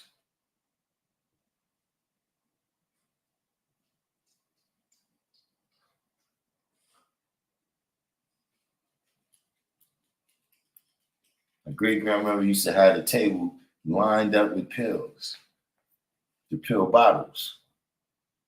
And whenever people come, you know, she got the medicine right there, but she ain't taking it.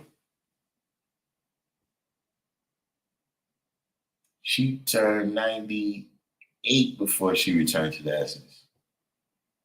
My other grandmother, she taking no pills, no medicine. I ain't doing none of that. 92.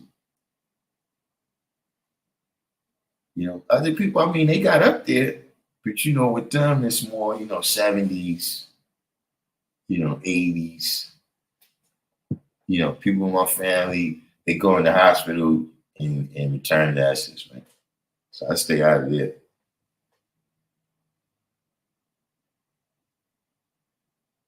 Yeah, right. Yeah. You get the pills, and you got to take this pill for a reason, but then that pill makes your blood thin, so you got to take this other pill. It's like, wait a minute, why don't I just stop taking these pills? Like, once you got to take pills to deal with the side effects of the other pills, this is technology now.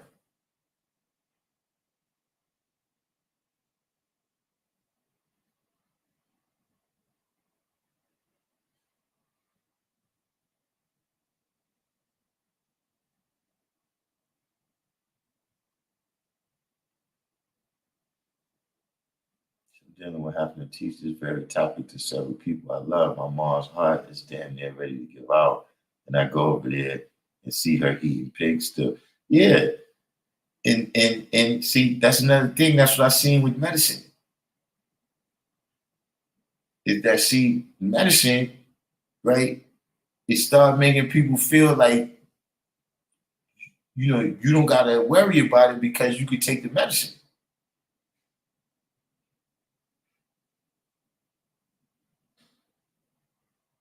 Then you go do all the stuff that you're not supposed to do, and then you take a pill. As if that's going to negate all of the stuff that you did that you wasn't supposed to do.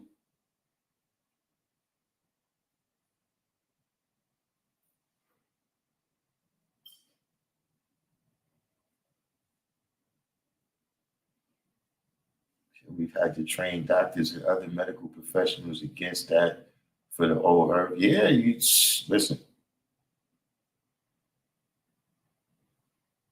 And if you don't go down there, you know, see, which I learned that as a child going to school, that if you don't have nobody, if you somewhere in the system, right? School, jail, the hospital, if you in some kind of system, right? And they know that it's nobody on the outside of that system looking out for you, put your helmet on.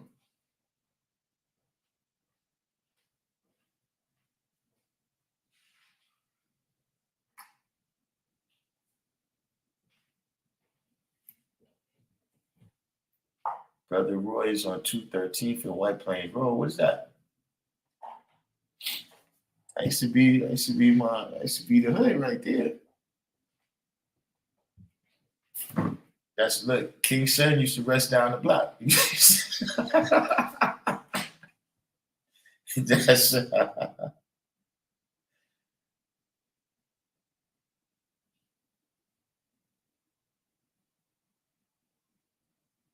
yeah, Big Pharma, I did the knowledge to that too. You know, in my opinion, and I mean, this is a little bit, sometimes the concepts, because, when you're talking about street shit, the streets is a little bit warped, right? Because things in the street, it works, it don't work the way mainstream stuff works, right? But, in my opinion, one of the reasons why the drug money went down in the street is because Big Pharma is the plug now.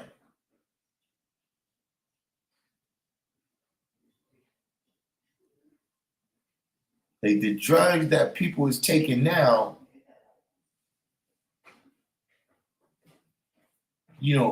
a higher percentage of them is coming from Big Pharma. There was always pills.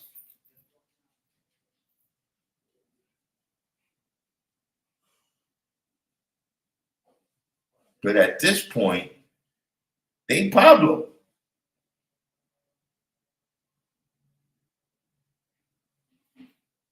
And to a certain degree, it's like, and like I said, my mind is warped, on this right here. You know what I'm saying? A lot of people might say, but bro,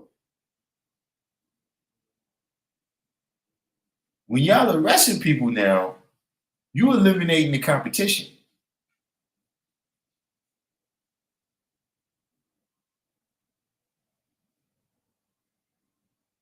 You want all the other drugs, you want all the other drug dealers off the block.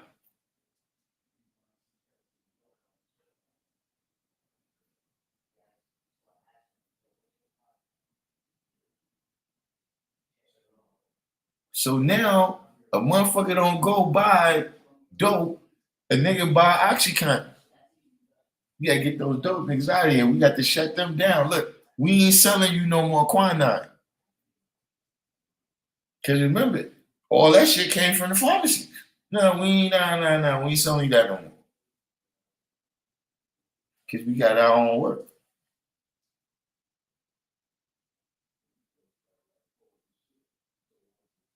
See, let me tell you something. Y'all lucky that y'all just be around me for a short time. Cause this is how I think. This is how, there'd be a lot of things you might think is right, but nah, so you fuck around with me, I'll have you looking at everybody sideways. You looking at everybody at the corner of your eye.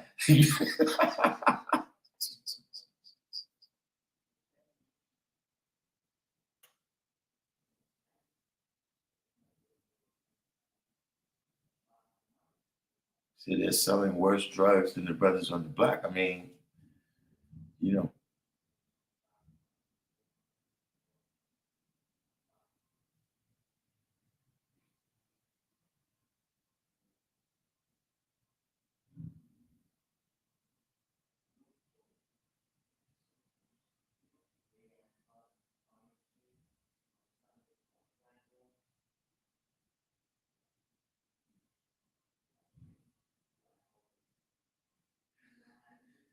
Yeah, you see, Walgreens caught some kind of case. Was it Walgreens or CVS? One of them caught some kind of case for they was just giving out pills.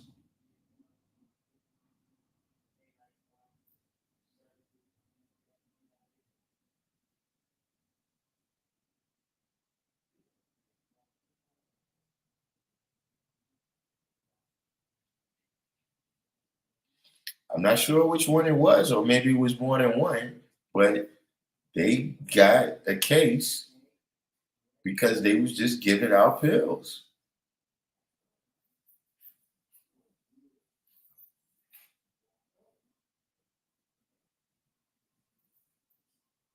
Like it was like a situation where like there's people that got so many pills that if you took that much pills in the time, you would have OD.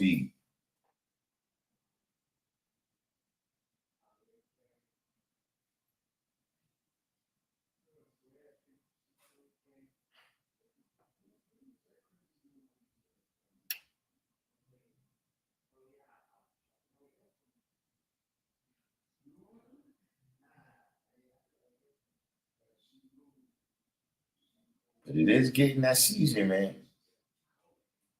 You know what I'm saying? Where you know, it's it's you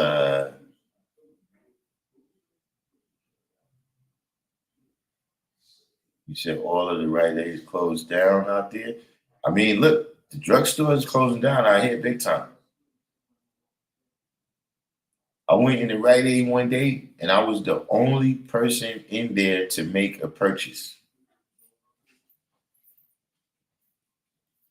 Like people was just walking in, picking up what they wanted. It was one of the things where it's almost like, yo, I'm being stupid buying shit. But see, I wasn't a lot of times if I need to get just a couple of dollars, I go to the Rite Aid, right? And I get something for $1. You know what I'm saying? Like I might buy a water or something, or if I need something, I'll get something there and then I do the cash back. You know what I'm saying? Instead of going to the bank and then you might got fees if the shit is not the right ATM and all that shit. You know what I mean? So that's why I was purchasing something. Not that I was going to steal if that was the case, but just saying that was what I was doing in it. But I'm just saying that as I was in there, I was the only person making a purchase. And there was people that was upset because it wasn't that much items. Next couple of days. The shelves was empty.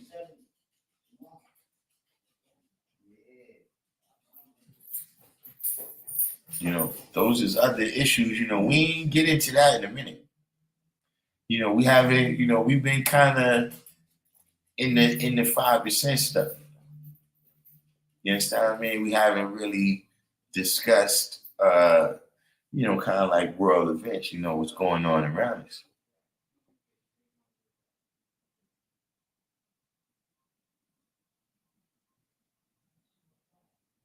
You know what I'm saying? Because like I said, there's some crazy stuff going on. Like we mentioned it. I don't know how many of y'all caught it that they brought the National Guard to New York now, right? Now this is what I'm saying. Now I'm different, Peace. right? Peace. Because I'm looking at it, right? They bringing in the National Guard to search everybody. Well, not everybody. I guess whoever they pick, but they bringing them to search people that get on the train, right? So we went through all of this a couple of years ago, right? they made a federal case out of the police stopping and frisking people. It was a federal case. Literally.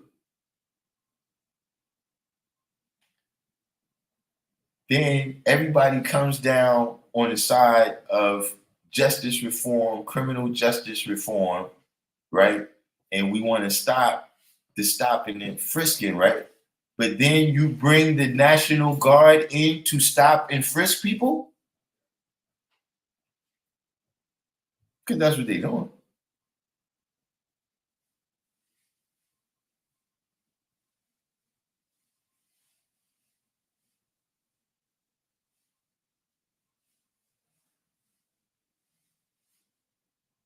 But you know, we haven't touched on those topics.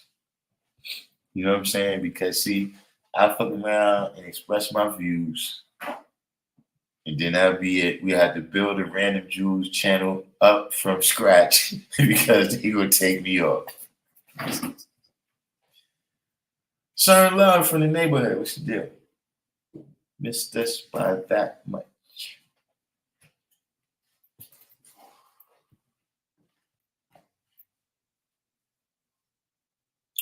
Yeah, they opened the dispensary on 125th. I don't really hardly never see nobody going in there. You know, I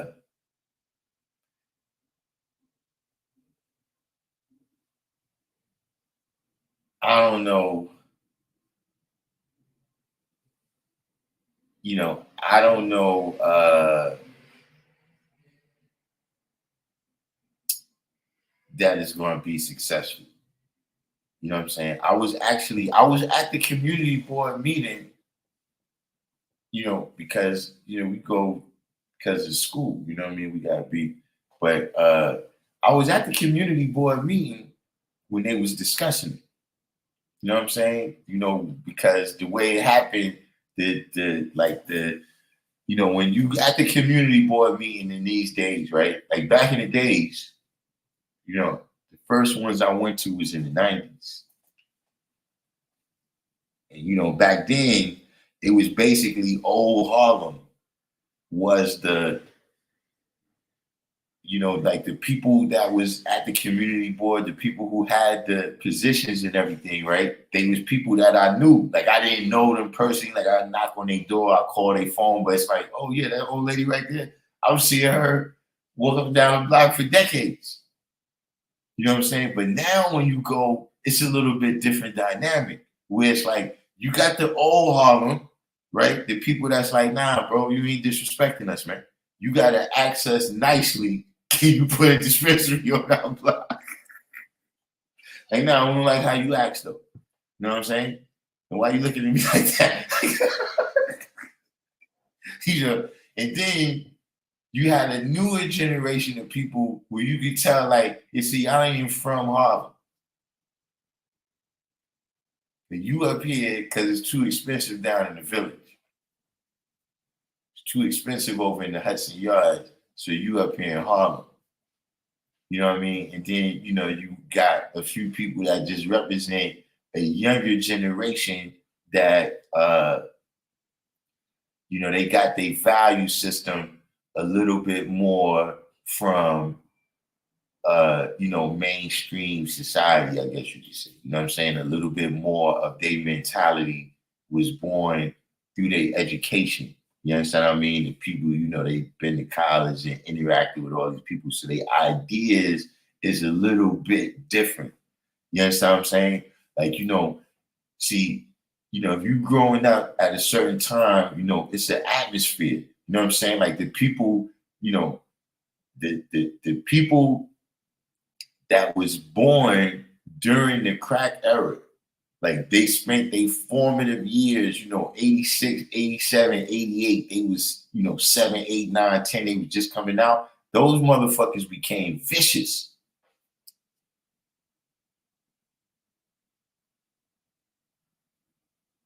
Not saying that, you know, it wasn't, but listen, at least in New York, I'm saying, you know, once you get to the late 90s, those is the people that, you know, but if you grew up at a certain time and it's like, yeah, you know, this is like the Black Power era. Where, you know, cats got dashikis, everybody's talking about do for self, buy black, all of this type of stuff. So it's like, you know, you got kind of more of a like, yeah, nah, they not from around here though, bro. You know what I'm saying? Like, who's the company, bro? Like, where they went to elementary school.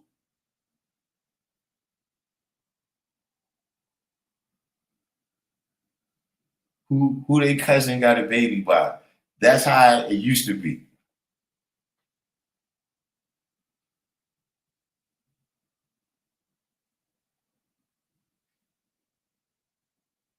Said Brooklyn pastor, the bling bishop, found guilty of spending 90,000 of his parishioners' savings on luxury goods. Yeah, you know, I was seeing that guy.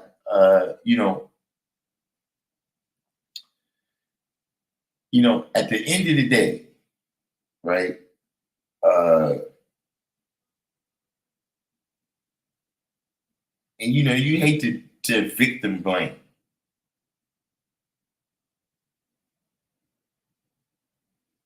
But you know, if your pastor got diamonds and shit, you know, all Louis Vuitton, you know what I'm saying? Your pastor is all gold, everything. You know, you might have should have looked at that. Because that wasn't lost on me, man. That Reverend Humans had one of the longest Cadillacs I ever seen. Like when he pulled up in the churchyard and shit, she was like the Starship Enterprise and shit.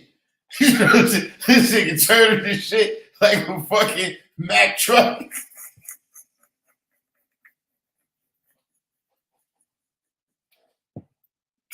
You know, he ain't got all this jewelry, but I did notice, like, yo, you kind of doing your thing and shit.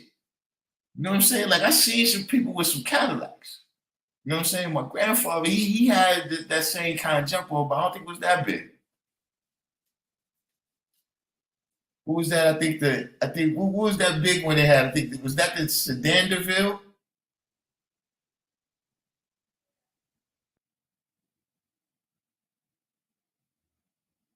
I think, and then my uncle had the Coupe DeVille. But he had the one when they cut the back a little bit short. But Reverend Humans, his shit had rocket boosters on it. You know? And I just noticed that, yo, you getting that bread. And you look, that was another thing that fucked me up. Like on some, I saw behind the curtain and was like, oh shit. One day, my great grandmother gives me one of those little yellow envelopes about that big, right? She's like, yo, take that back there in the back, right? So when I get back there, this is where everybody's supposed to be paying their dues. I don't even know it's dues. You know, I know they collect the money. They collect the money in the plates and everything, but I don't know it's a whole other fee that people are supposed to be paying. You know what I'm saying? So she sends me in the room, and when I go in there, they counting like stacks of money. Like I'm saying, at the time when I saw it, because I'm a little guy, so when I went at the time, it almost looked like you looking at like American Gangster, or one of these things, you know, when they counting the money and they got the machines out and everything. You know what I'm saying? And that's when I found out that there was bad Christians and good Christians based on if you paid that money.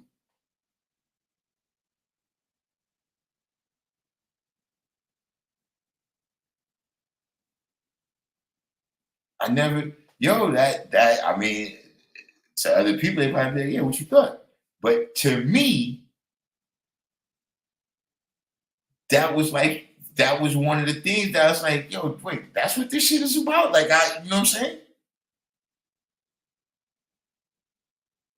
Because remember, they're also teaching that money is the root of all evil and all this shit. What the fuck are you doing with all this money?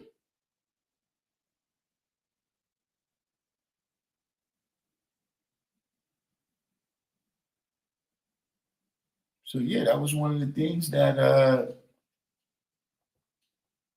caused me to stray away from that. Even before I ever heard the word. See, that's why for me, that's why I look at it like, yeah, see, it was already in me. Right? But I just had to be exposed. I had to walk with God, right? To bring it out.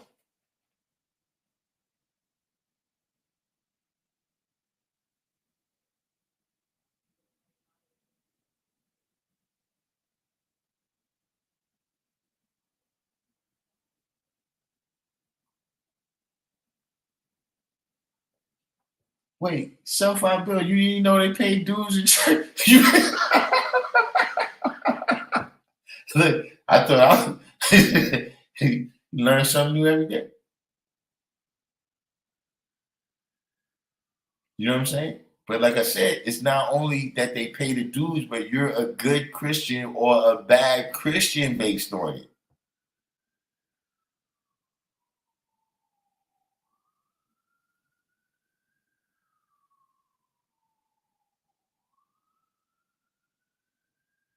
Tithing, I think the tithing is the money that you put in the in the uh in the basket.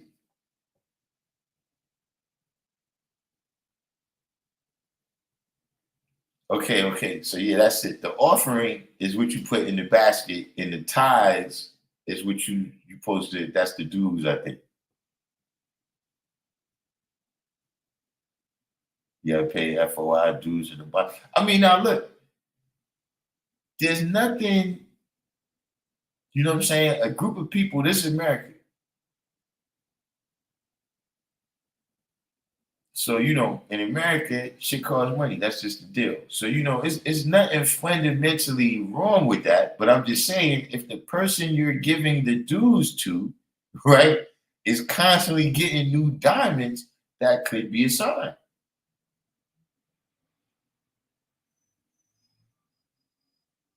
I'm just saying, you might want to look into that. I'm not, we can't make no definite accusations. We don't even know these people. However,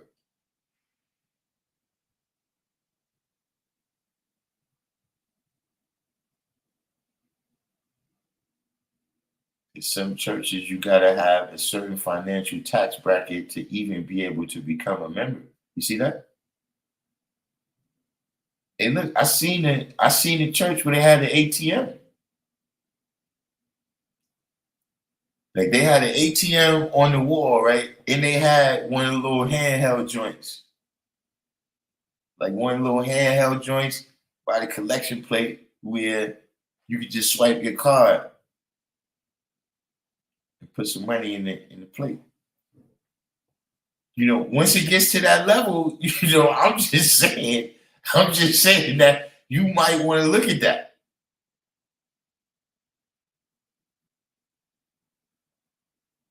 Yeah, right, Born. You know what I'm saying? As long as the dues is being used, for the program.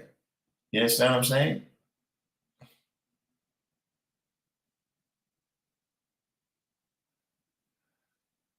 But I know about those type of churches, Mr. Greenwood. Because I remember I first saw it down south, but there's one up here too. They got so much money in there. They got armed guards. But I remember I was down south somewhere. It was like in Virginia, and we passed this church. It was one of the mega churches and everything. And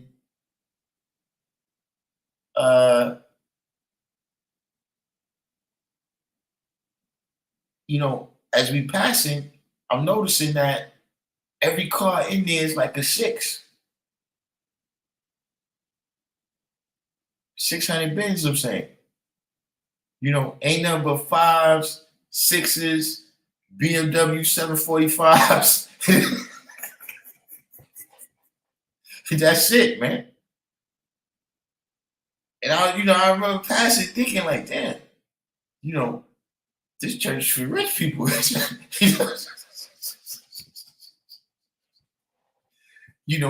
And I think we was in Virginia, in that area, you do have a certain amount of prosperous,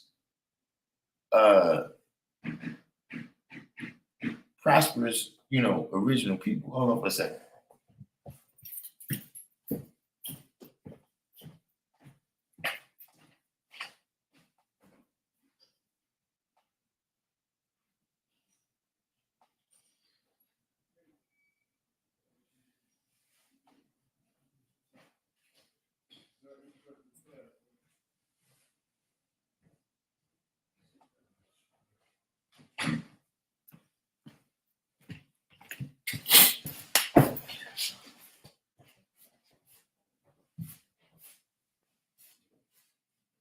Yeah, the bar, yeah, you got the snakeskin skin shoes and all that. Some things you gotta come on, man. Look, you gotta ask yourself, right? If the preacher got all that, you gotta ask him, look, what would Jesus do?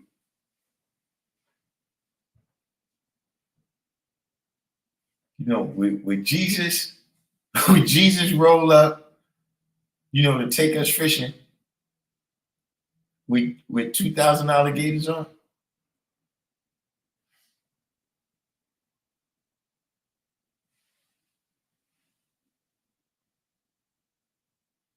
Pastors make $150,000 a year.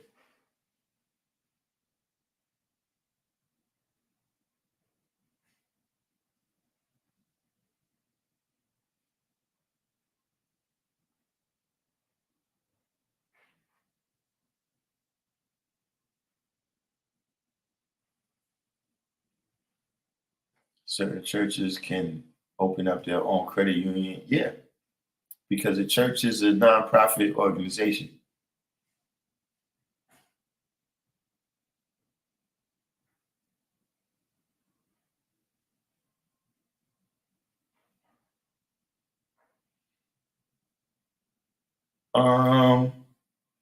We got some ideas about that, Mr. G1. Hit me up, or whenever you get a chance, I'll build you on some ideas I got about that.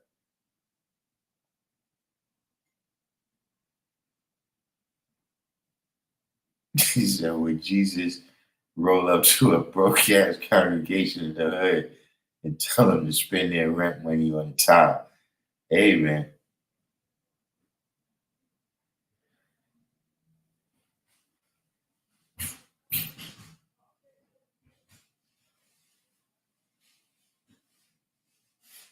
Somebody said they pastor make $360,000. Yeah, I mean, is that just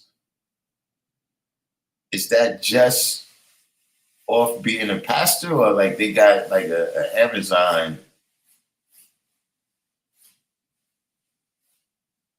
They got like an Amazon on the side that's very lucrative. Yeah, I saw that they said Nature Boy got life, but I didn't, why he got life though?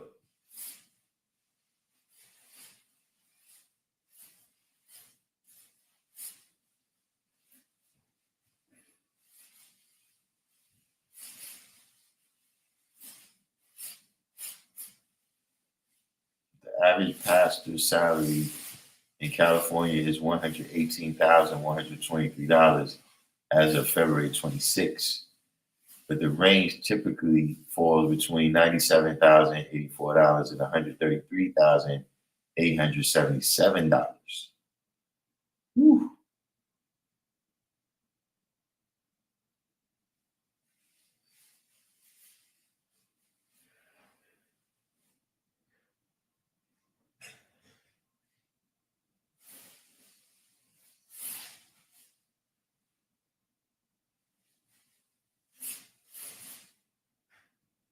You said a lot of breakups occur based on tithing, giving away hard-earned money, but no bills paid or food in the fridge. You know, in my particular family, one side kind of, one side of the law is like, at first, I'm just going to church. It's the thing, the whole family's going. You know what I mean? But at a certain point, maybe about 6 years old, I started noticing that none of the men in my family was going to church.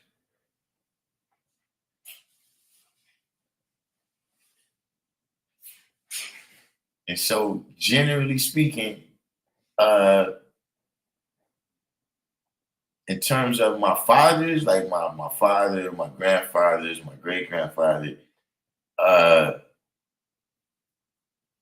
don't think I've seen all of them put together in church more than 10 times. And included in the times that I seen them in church is when I seen them at their funeral. Like my pops, I seen him in church 2 times. One time, my grandmother was getting some type of award or something, and the place wasn't that far. So, we went in there and we kind of saw her get the award or whatever, and then we left. And then I seen him, my grandfather probably, one of them, he's probably the one I've seen the most. Like he came to a couple of Christmas services or something like that. You know what I mean? Special occasion type stuff. But, Sunday in, Sunday out, nah.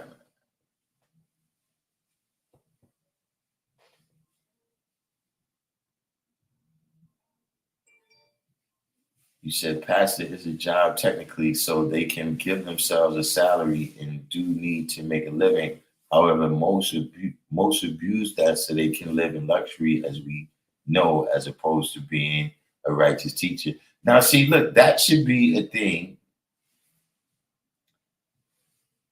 that is, there should be some rules to that. You know what I'm saying? Like, okay, your salary, right, should not be, and I mean, I don't know how that business would be known, but your salary, like I'm saying, like, okay, listen, you got that number right there, right? 133,000. Okay, you can't be preaching in a community where the median income is like 45,000. You know what I'm saying? You got to at least be preaching in a community where the average income is 80 something, 90,000.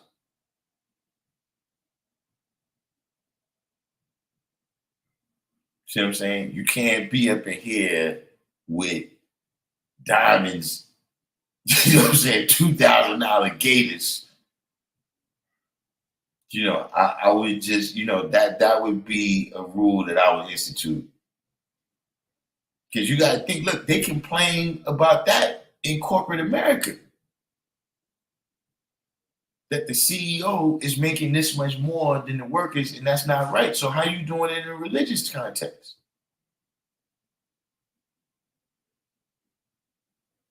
You just got to believe. See, that's the difference for me, with religion and culture. You know what I'm saying? At culture, things is going to be lived out where there's going to be a concrete outcome. Whereas belief, you can just believe. And whatever you believe can never happen. Or it could happen the first day, but it can never happen. You just believed. And that is, what you was accomplishing. That's what you set out to accomplish.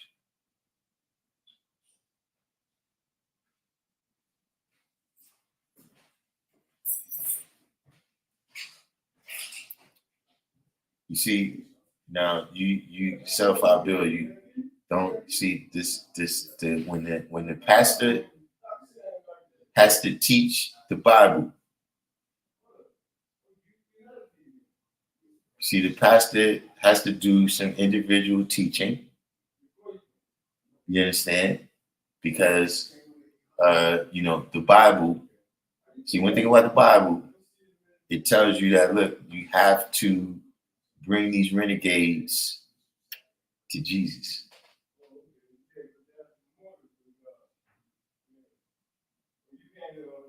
See, so they're just practicing theology right there.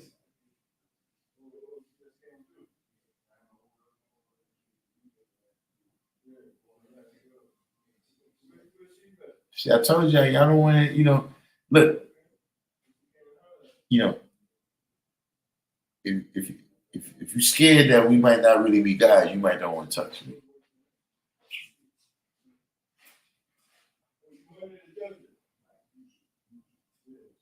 See, the Bible is a manual.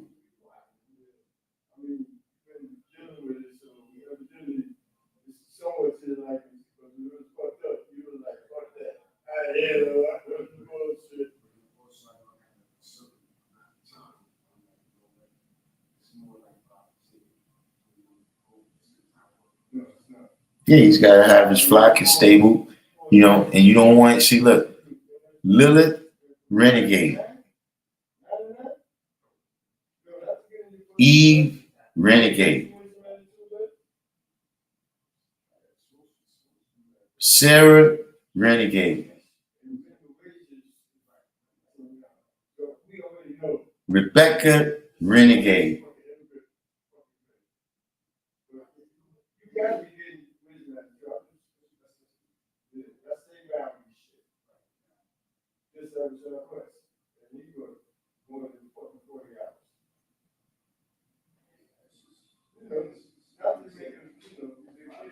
Who's the other woman that turned to stone? She looked back, renegade. That's why you need cats like Solomon and Jesus. Jesus go around, round up all the renegades.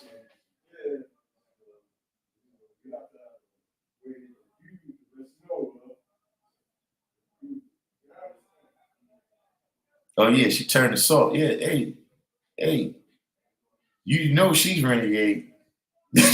you turned to a pillar of salt. Now listen, are y'all telling me you telling me that the Bible is saying something else?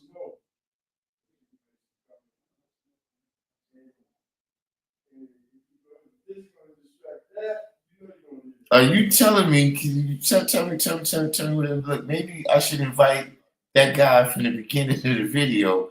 Maybe I should invite him on here to explain to us. Maybe he could drop a jewel on me.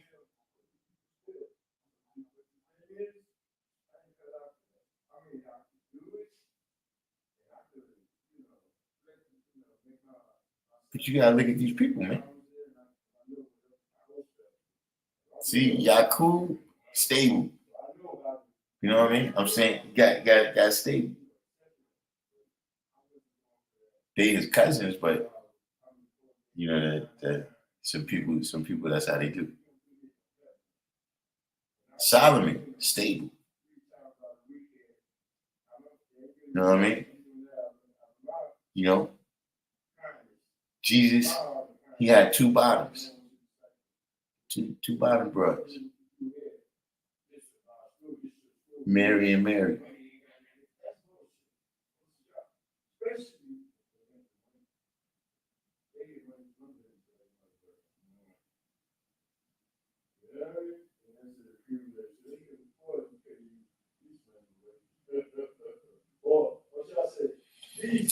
He said, imagine if the churches really dealt in equality, then the members would all receive equal share profits. Now, there was one guy. There was a guy I don't know his name. I don't know the church. I don't know where it's at. But I saw him in a video, right? And what he was saying is that like every week when the people come to church, right? If a person got an issue, you know what I'm saying? I think in particular, this was like during one of the times when things was going bad in the economy, kind of for everybody, and the mortgage stuff was out of control. And so he had some kind of program at his church where, you know, people could come in, and if you was, you know, in trouble and it was legitimate, the church would hit you off with the loot that you needed to get out of trouble. You know what I'm saying? So, you know, there's righteous people out there. You know what I'm saying? In every walk of life. You know, there's people that, you know, like I said, with the Jehovah's Witness or, you know, whatever it is that, you know, they sincere with, you know, what they doing and how they see the world. You know what I'm saying? And they really live like that. You see what I'm saying? A lot of things you could look at, the principles can be good or the principles can be bad, but the people that's living it out is doing the opposite. You know what I'm saying? Like you might see somebody, they committing crimes, right? But then it's like, you know, they're not out here buying jewelry and shit. They're taking that money to some people that they love to try to help them survive and shit. You understand what I mean? And then you got people like this that you at the church and you talking all this good shit, but you robbing the people blind.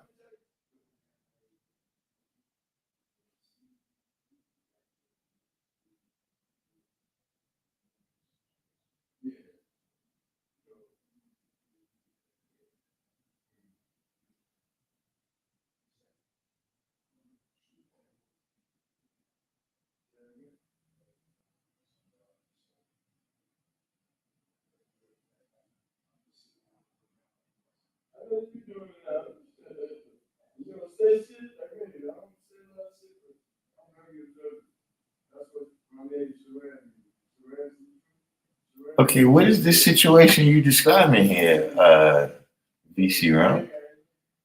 There was some kind of big fight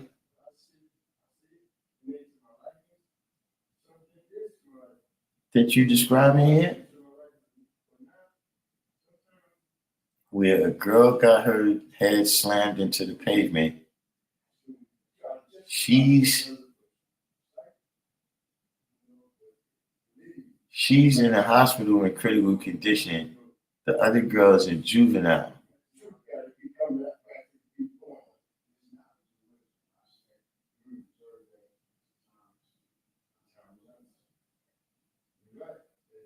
And how old are these people?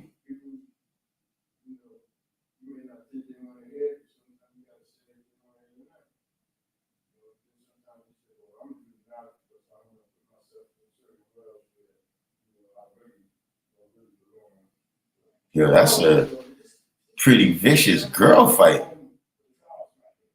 So you're saying that right now, because the girl who did the slamming of the head is black and the girl who got her head slammed is white, they're making a racial issue. Now, so they 15 years old.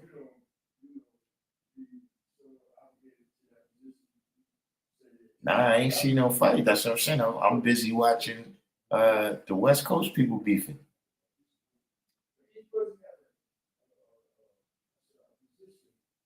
Now, you know, so you saying on the news, they're saying it's a racial issue. Now, you know,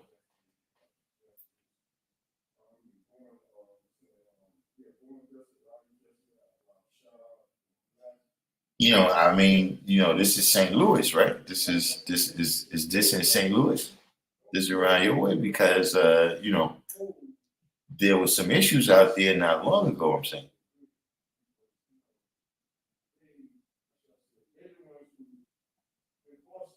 And so what's the temperature of the people in the streets? Like, is the people on the street saying, look, this was some mutual combat shit?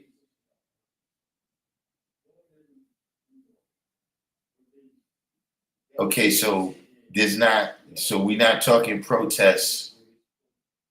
We're not talking protests, are we?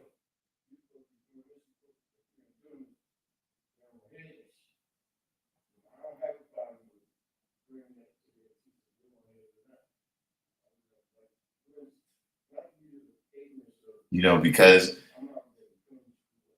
it just happened. Okay, but are they talking about protests? Because see, look, if this thing gets out of hand like it did, during the little, we just if it gets out of hand to that level.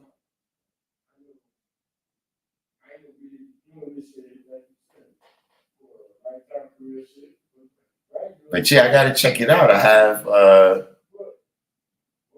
I'll have you. I'm just now hearing about this right now.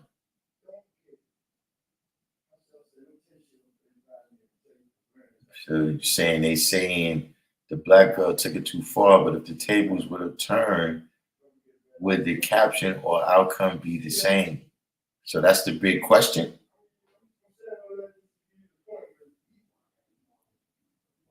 Did like the mainstream media? Yes, that's what I'm saying. If y'all dealing with a situation where the National Guard is going to come out, and then, when people protest now, they don't just protest in the city where the thing happened.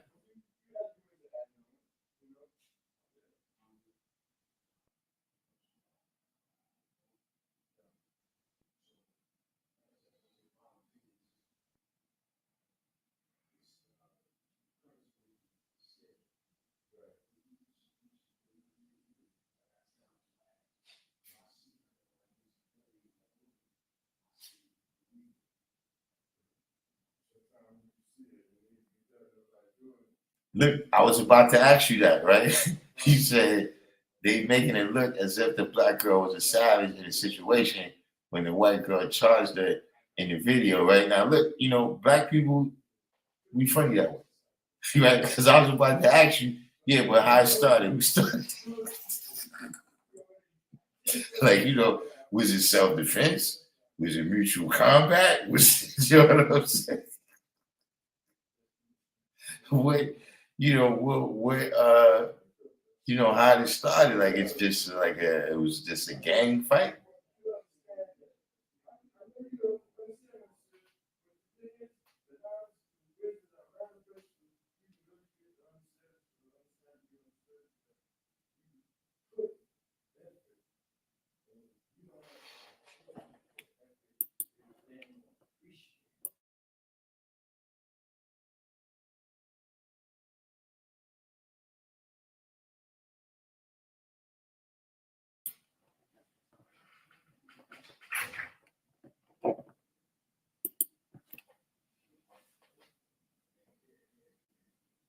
And I was also going to ask about the weight classes here. Like we dealing with a heavyweight versus flyweight. Two welterweights.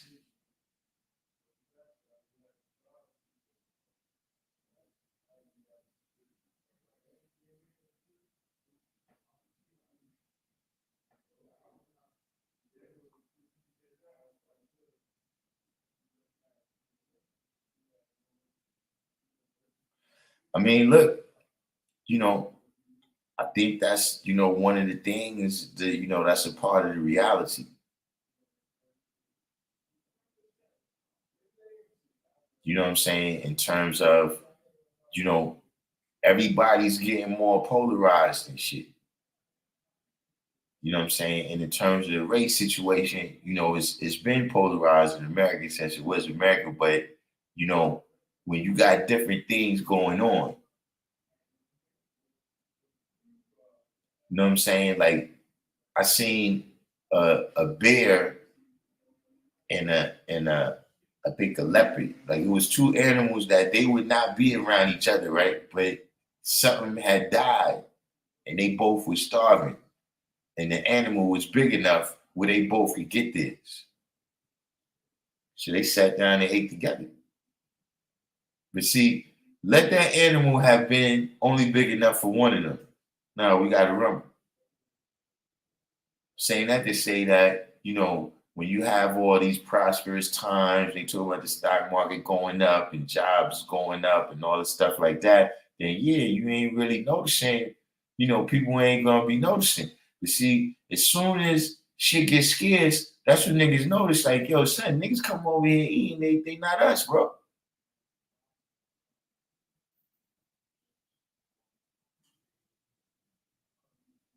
When the chips get down, no matter what the group is, it could be people that was down with each other. Shit start hitting the fan, niggas start noticing, man. So first law of nature is self-preservation. Them cats ain't self.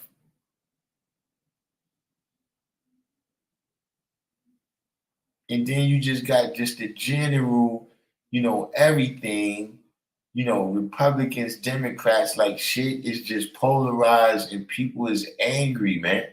You know what I'm saying? Like that January 6th thing and all of that is that's anger just bubbling up, man.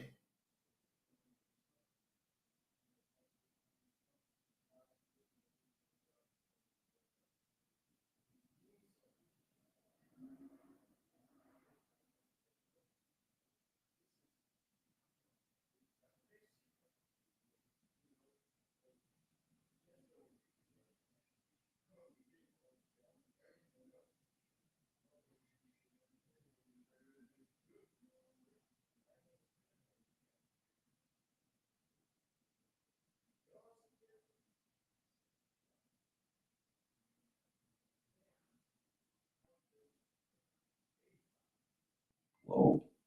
But you said some Caucasian mercenary with big ties internationally stated he is for colonizing Africa all over again. Yeah, I mean, look, that's another thing. Some of the things that people say out loud now.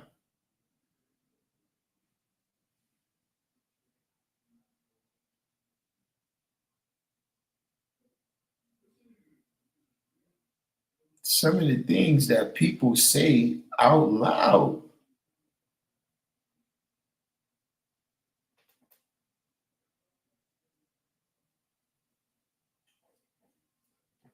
I don't know if they still do that, but in school, right?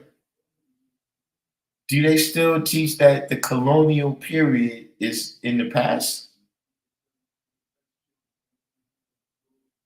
Like when I was in social studies, that was something that you learn. Like, yeah, now that's like back in the days, the colonial era.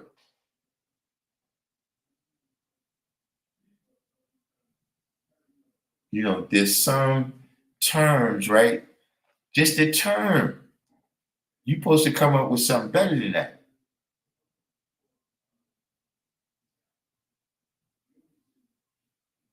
Like you can't say nigger. You gotta say people of color.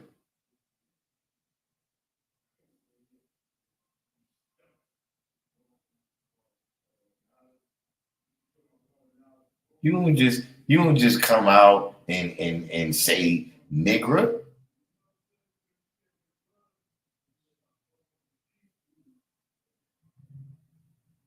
See, you don't say colonizing. You say liberating.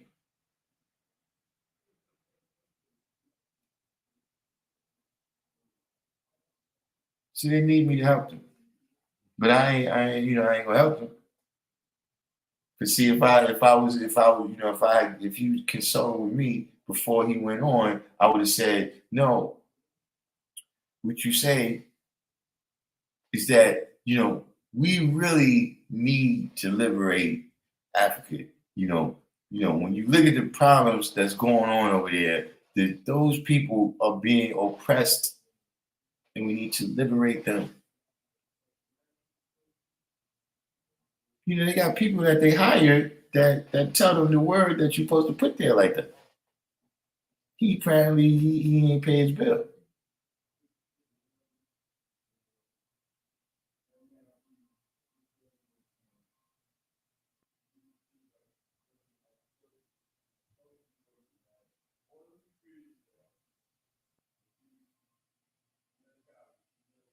the latest on Haiti. I saw some stuff, you know what I'm saying? But and I guess that's really a bad thing, but you know, Haiti is kind of like living in the projects now. Where it's like you used to shit happening. You know what I'm saying? Like if a week passed and no shit don't happen, that's when we notice that. You know what I mean? But it's like there's always the latest on Haiti. You know what I mean? So this particular last one, nah, I didn't check it out yet. You know, like well, I guess that's time. You know, y'all put me on right now. I got to check the hardcore news cycle. You know what I'm saying? Maybe I guess get off social media. You know what I'm saying? But I was watching the Israeli thing kind of hard body, but then it gets to a point. And then another thing, I said that on here a couple times, right? Is that a lot of times I'm not interested in watching the first news stories because the truth is not going to come out for 2 or 3 years.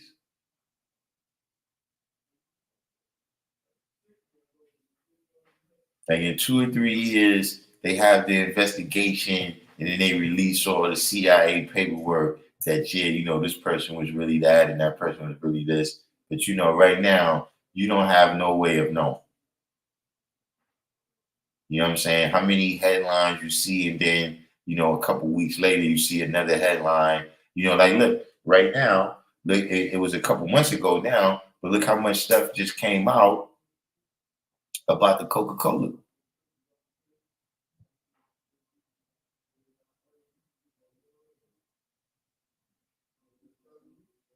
You know, they giving out a whole, you know, set of information, you know, factoids.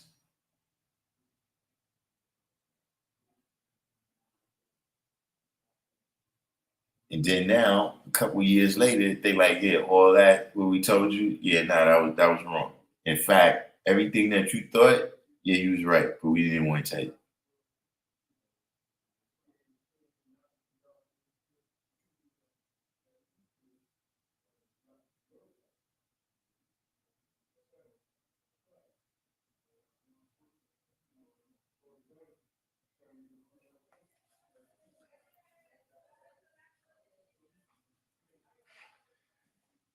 I mean, I don't think they on a different page.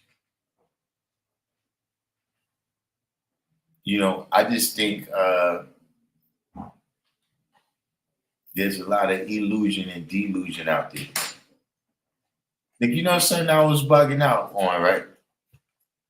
Is that like, see, you got people out there and they protesting colonization, right? You know, in Palestine, in Africa, India, et cetera, all these different places, right? But yeah, you the gentrifiers that's colonizing neighborhoods right here. But you over there holding a sign about somebody else doing something. See, every time you build one of y'all new luxury buildings across the street from the projects, that's a settlement. But see, that's what I'm saying. You got to know how to use the right words. See, like, you don't never hear the police in America referred to as security forces.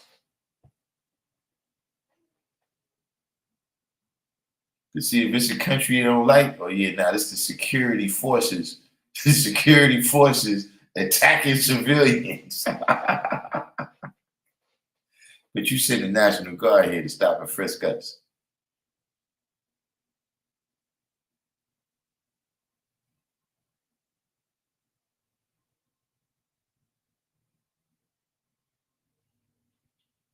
The leader of what? The leader of what's name is barbecue.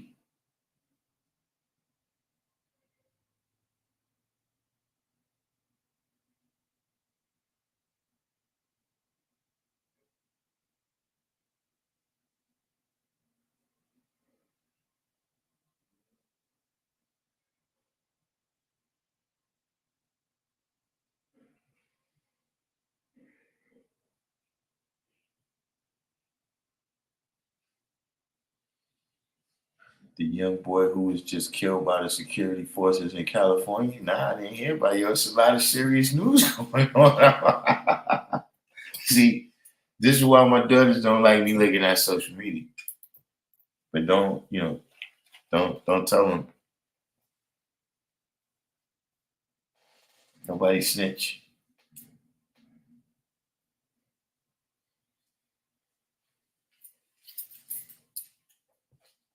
Man, so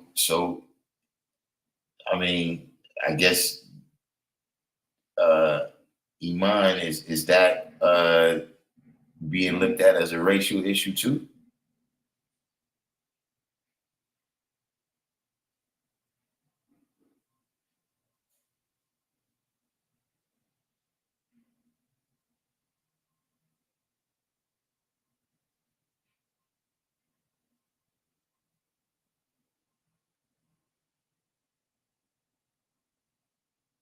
And I'll tell you right now, these various issues that y'all talking about exploding. Somebody was talking about Trump earlier. Listen, all of that stuff, it don't look good for Biden. You know what I'm saying? For me, I don't really understand what the difference is.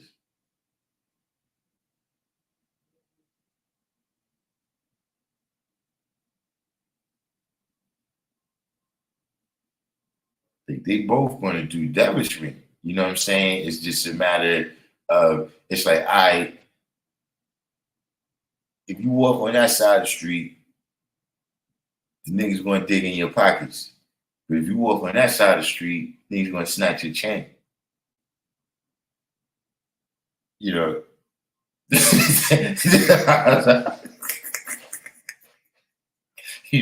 Why not just don't go over there if I ain't ready to get busy? That's how I'm looking at it. That's something else.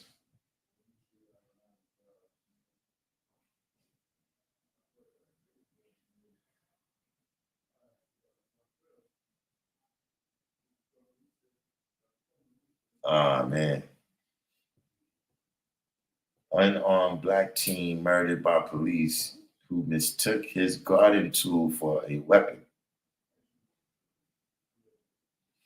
Not gonna be good. He said Trump is a little more real than Biden. I mean, he's more honest. You know what I'm saying? Like, Trump, he's walking around, he's two knives up like this already. When you come in, he's like this. He got this. We took him our swords up. Trump is swords up. Whereas Joe, he got the sword back here behind the back. You know what I'm saying? And you see, he was strong in your face and stab you in the back. See, Trump, he stab you right in the gut. Look you in the eye.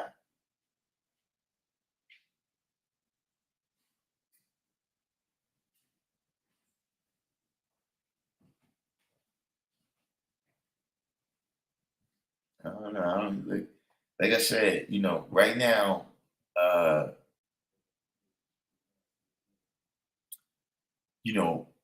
we already down the road. You know what I'm saying? I'm talking about just in terms of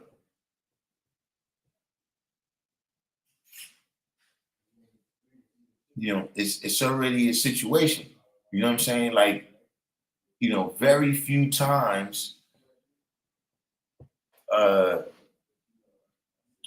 has one president come in and just totally reverse course.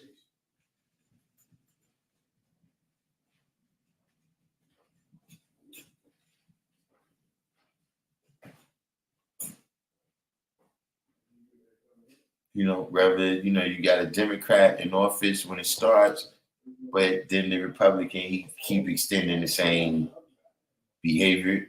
And it's just a matter of how much the media likes this person, whether they expose them for doing that or not.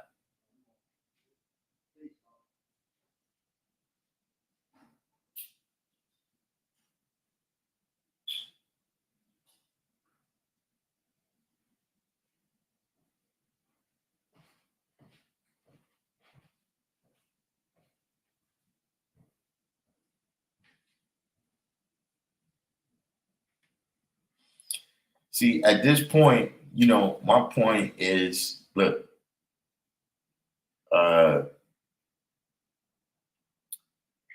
just the age that we're in, right? I don't think that somebody who grew up with only typewriters can lead the way.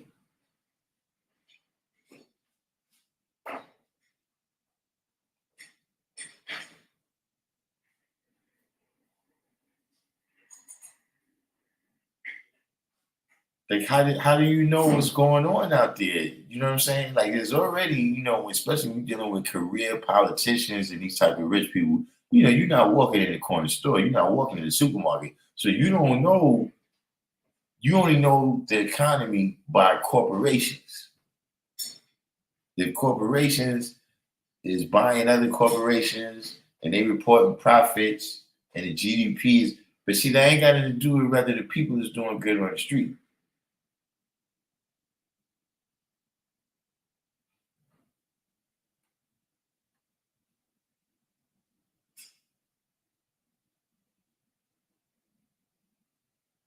You know, but you know, that's just one example, but it's just like, yo, you know, at 80 something years old, man, you out of touch, bro.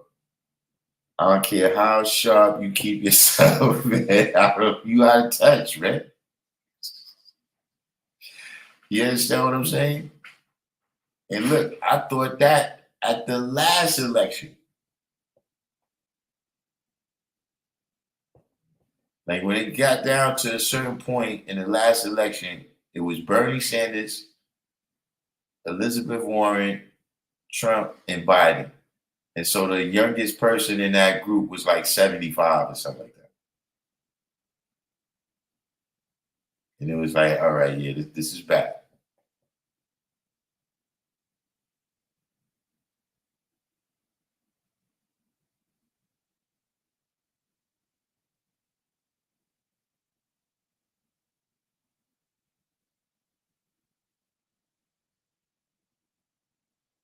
He said whoever they got lined up after Trump was be interesting. See, I don't think there's nobody lined up. You know, that's one thing I think that really going back to Reagan,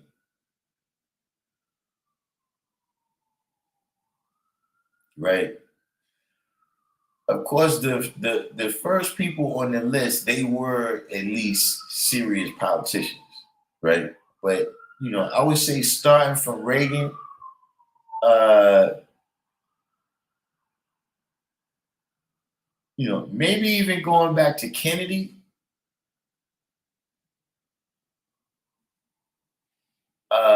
you know, anybody could win it.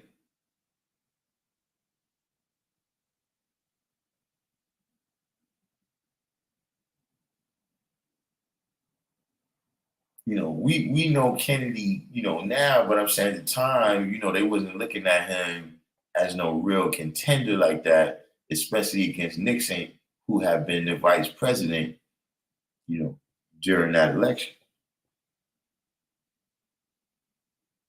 You know what I'm saying? But you know, okay, Bush, you know, he was a serious politician. But then Clinton, he's another example of yeah, anybody can win. The second Bush, another example of yeah, anybody can win. So, Obama, bro, a black man won, yeah, anybody can win. And then Trump is just the ultimate, like, you know,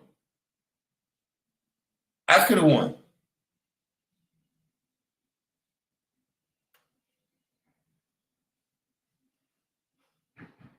It's like remember when Jermaine Dupri, who was that? See, I can't see.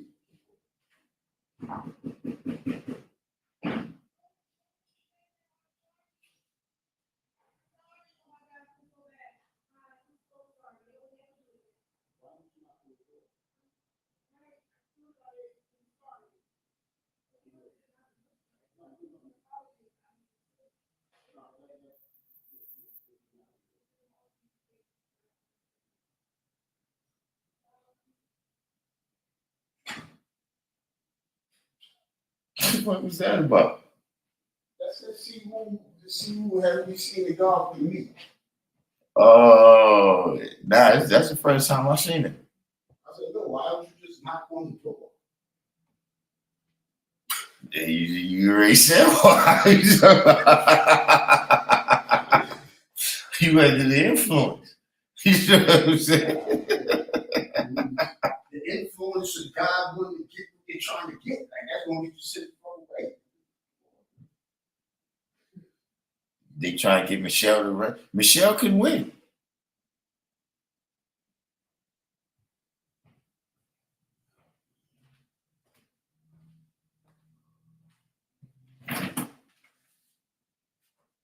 Like there's people right now where I'm saying if you famous enough, right? Like at this point, I think it's just about, just name recognition. You know what I'm saying? Like, of course, there's a certain amount of backing that you need from the, powers that be or whatever. But I'm saying I think Taylor Swift could win.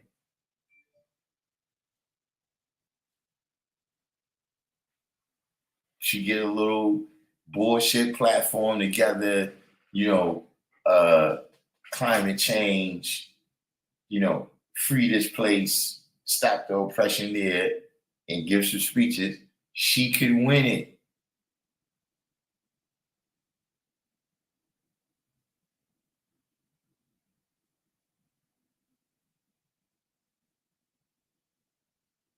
Steph Curry could win it.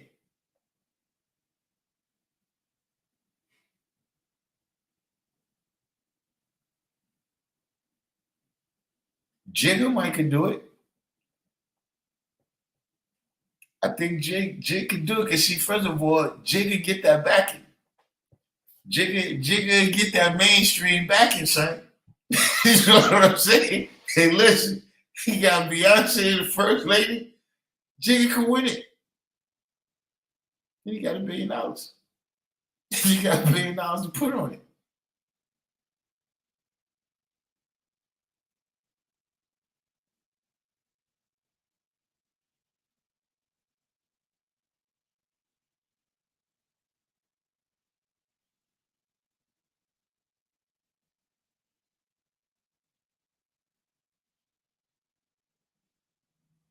He said 4 years ago when Trump wanted the wall, I took offense.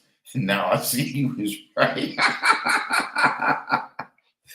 Now I was always with the wall. I ain't gonna. I gotta say, I was always with the wall.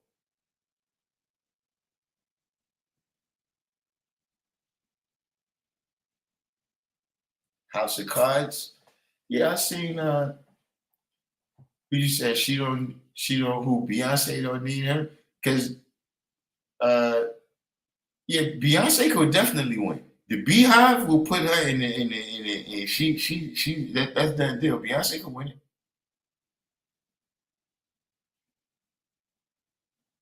Hey, look, if Beyonce ran, have Jay-Z as vice president, VP, ticket going to the top, bro. They got the Beehive. The Beehive is already like 25 states. That's already how many delegates you need. She got like half the delegates already.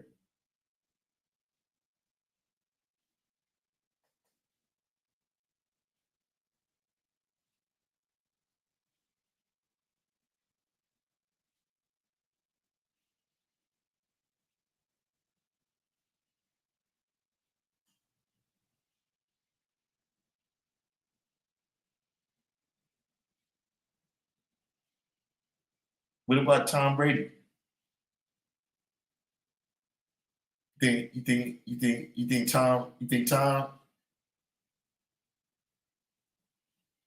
I think Tom Brady could take it.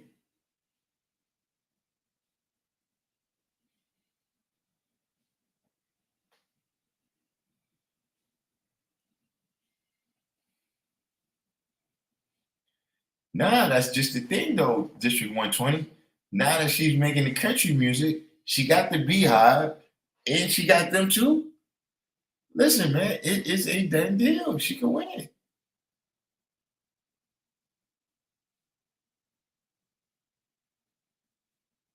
Right, 79 third. This is what I'm talking about.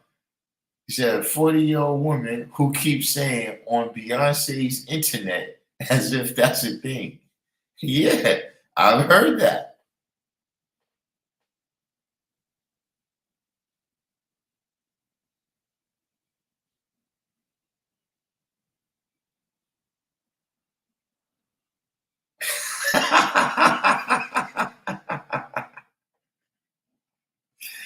The world, Craig.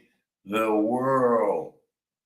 But yeah, I'm just saying, those are just a list of people that after seeing Trump win it, I think they could win. You know what I'm saying? Like, yeah, they would have to put together, some kind of platform to say they stand for this or that. Right? But, there's enough hot button issues,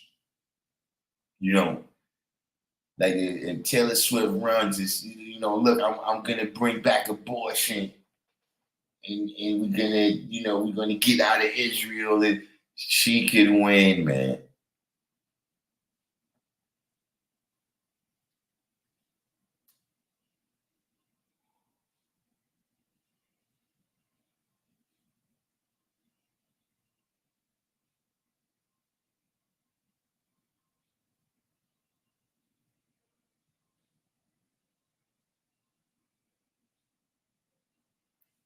You know, one person I'm leaving off. I think they got a little bit polarizing now, but I think maybe 4 or 8 years ago, Oprah Winfrey could have won.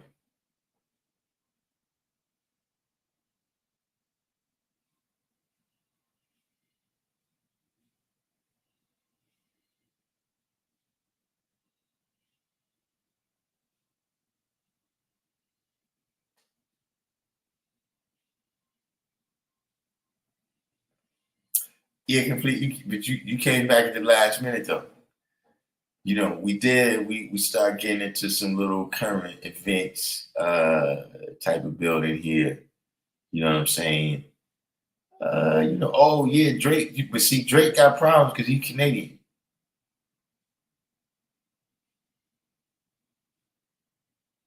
What's polarizing about Oprah? Well, she got some kind of issue going on with Taraji P. Henson and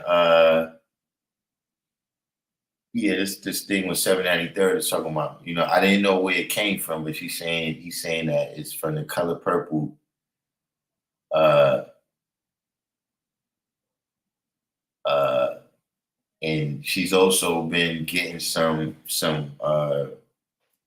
harsh words from Monique. You know what I'm saying? Anyone heard from Stedman? Nah. Once the lady friend started becoming a little more prominent, you started seeing Stedman kind of disappear. You know what I'm saying? Yeah, Drake, yeah, he Canadian, so he got a little issue there. However, if he wasn't Canadian, I think he's got a shot. I don't know if he can win, but he could definitely be a vice president. Like if Jacob put him on the ticket, yeah, they could run a tape.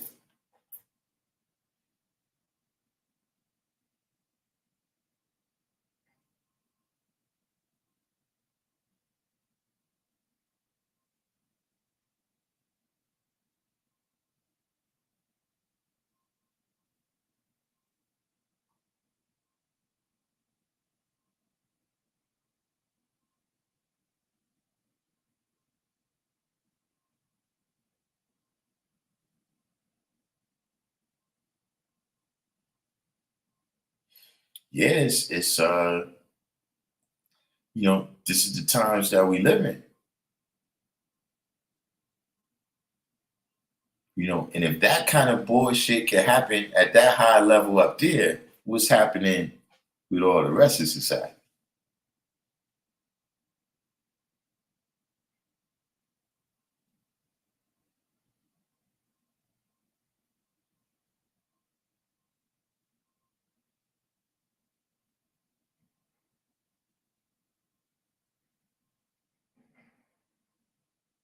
Kendrick Lamar might got a shot.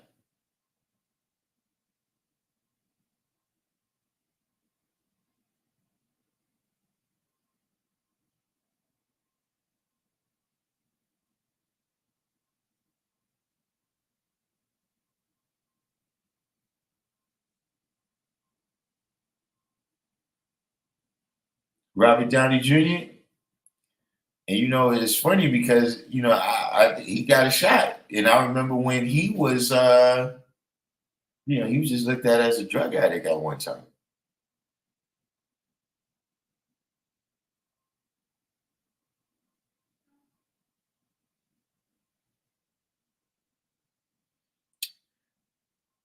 I'm not really joking around. I mean, it's funny, but I mean, you've had Donald Trump, who was doing reality TV when he announced that he was running for president. Remember, he was doing, what was the name of his show? Where he tell people they fired.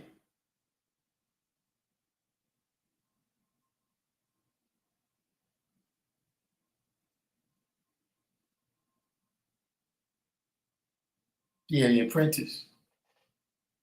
Now, what other thing could you go, like, could you go from doing The Apprentice to being a brain surgeon?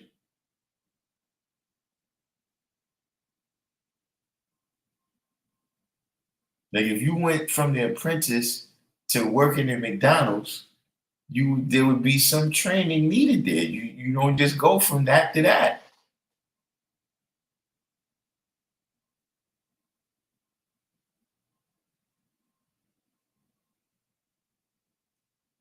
Like, how do the people trust you with that responsibility like that?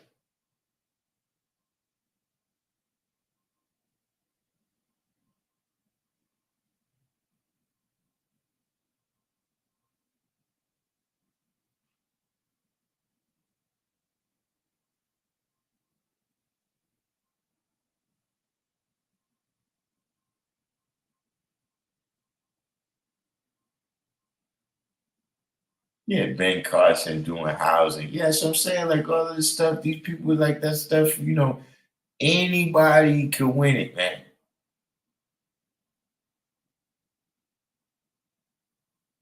You know, you gonna act as if, you don't gotta be qualified to be the leader of 350 million people.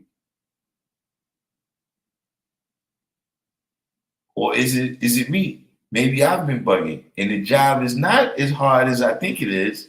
And so, yeah, anybody can do it.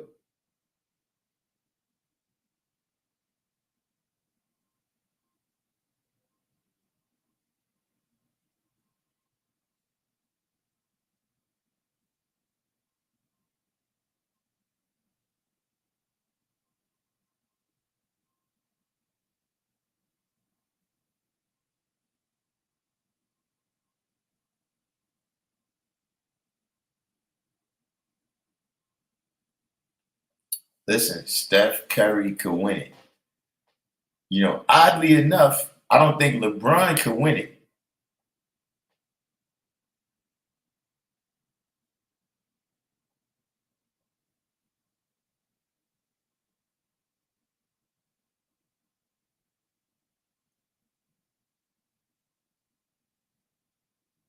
So, I think, LeBron, he got a lot of people that don't like him.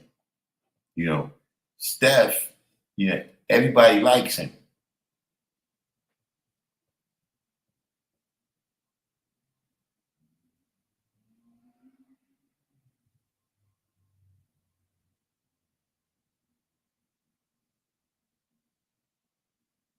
But at any rate, we did the thizzle, man. Our times pretty much ran its course today.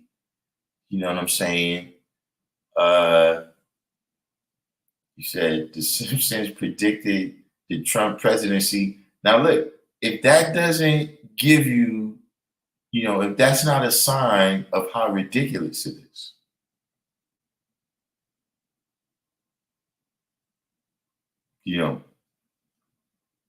where, this is put in a cartoon because of how ridiculous it is, and then it happens in real life. That's a sign of how ridiculous, you know what I'm saying? But, look, it is what it is. And, you got to know what it is in order to be able to use your mathematics properly. You know what I'm saying? To navigate these different, aspects of society.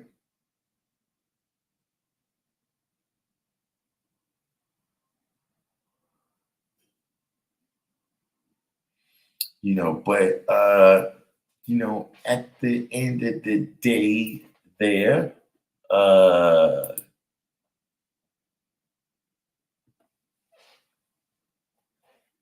everybody that made it this far, do the each one teach one.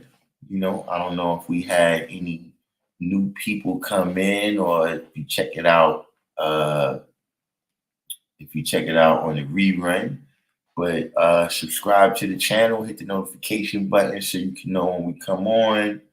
Other than that, we had some heavy days today. This week, I mean. Once again, shout out to Fly Phrase from the former Providence Plantations. And his family, of course, they came on with us yesterday to celebrate some life, you know what I mean? And other than that, we're going to sign off, like every week. We're going to see if we make it back on, you know what I'm saying? But if not, y'all know the back time and the back place. Until then, I'm signing off and say peace. A little selection here.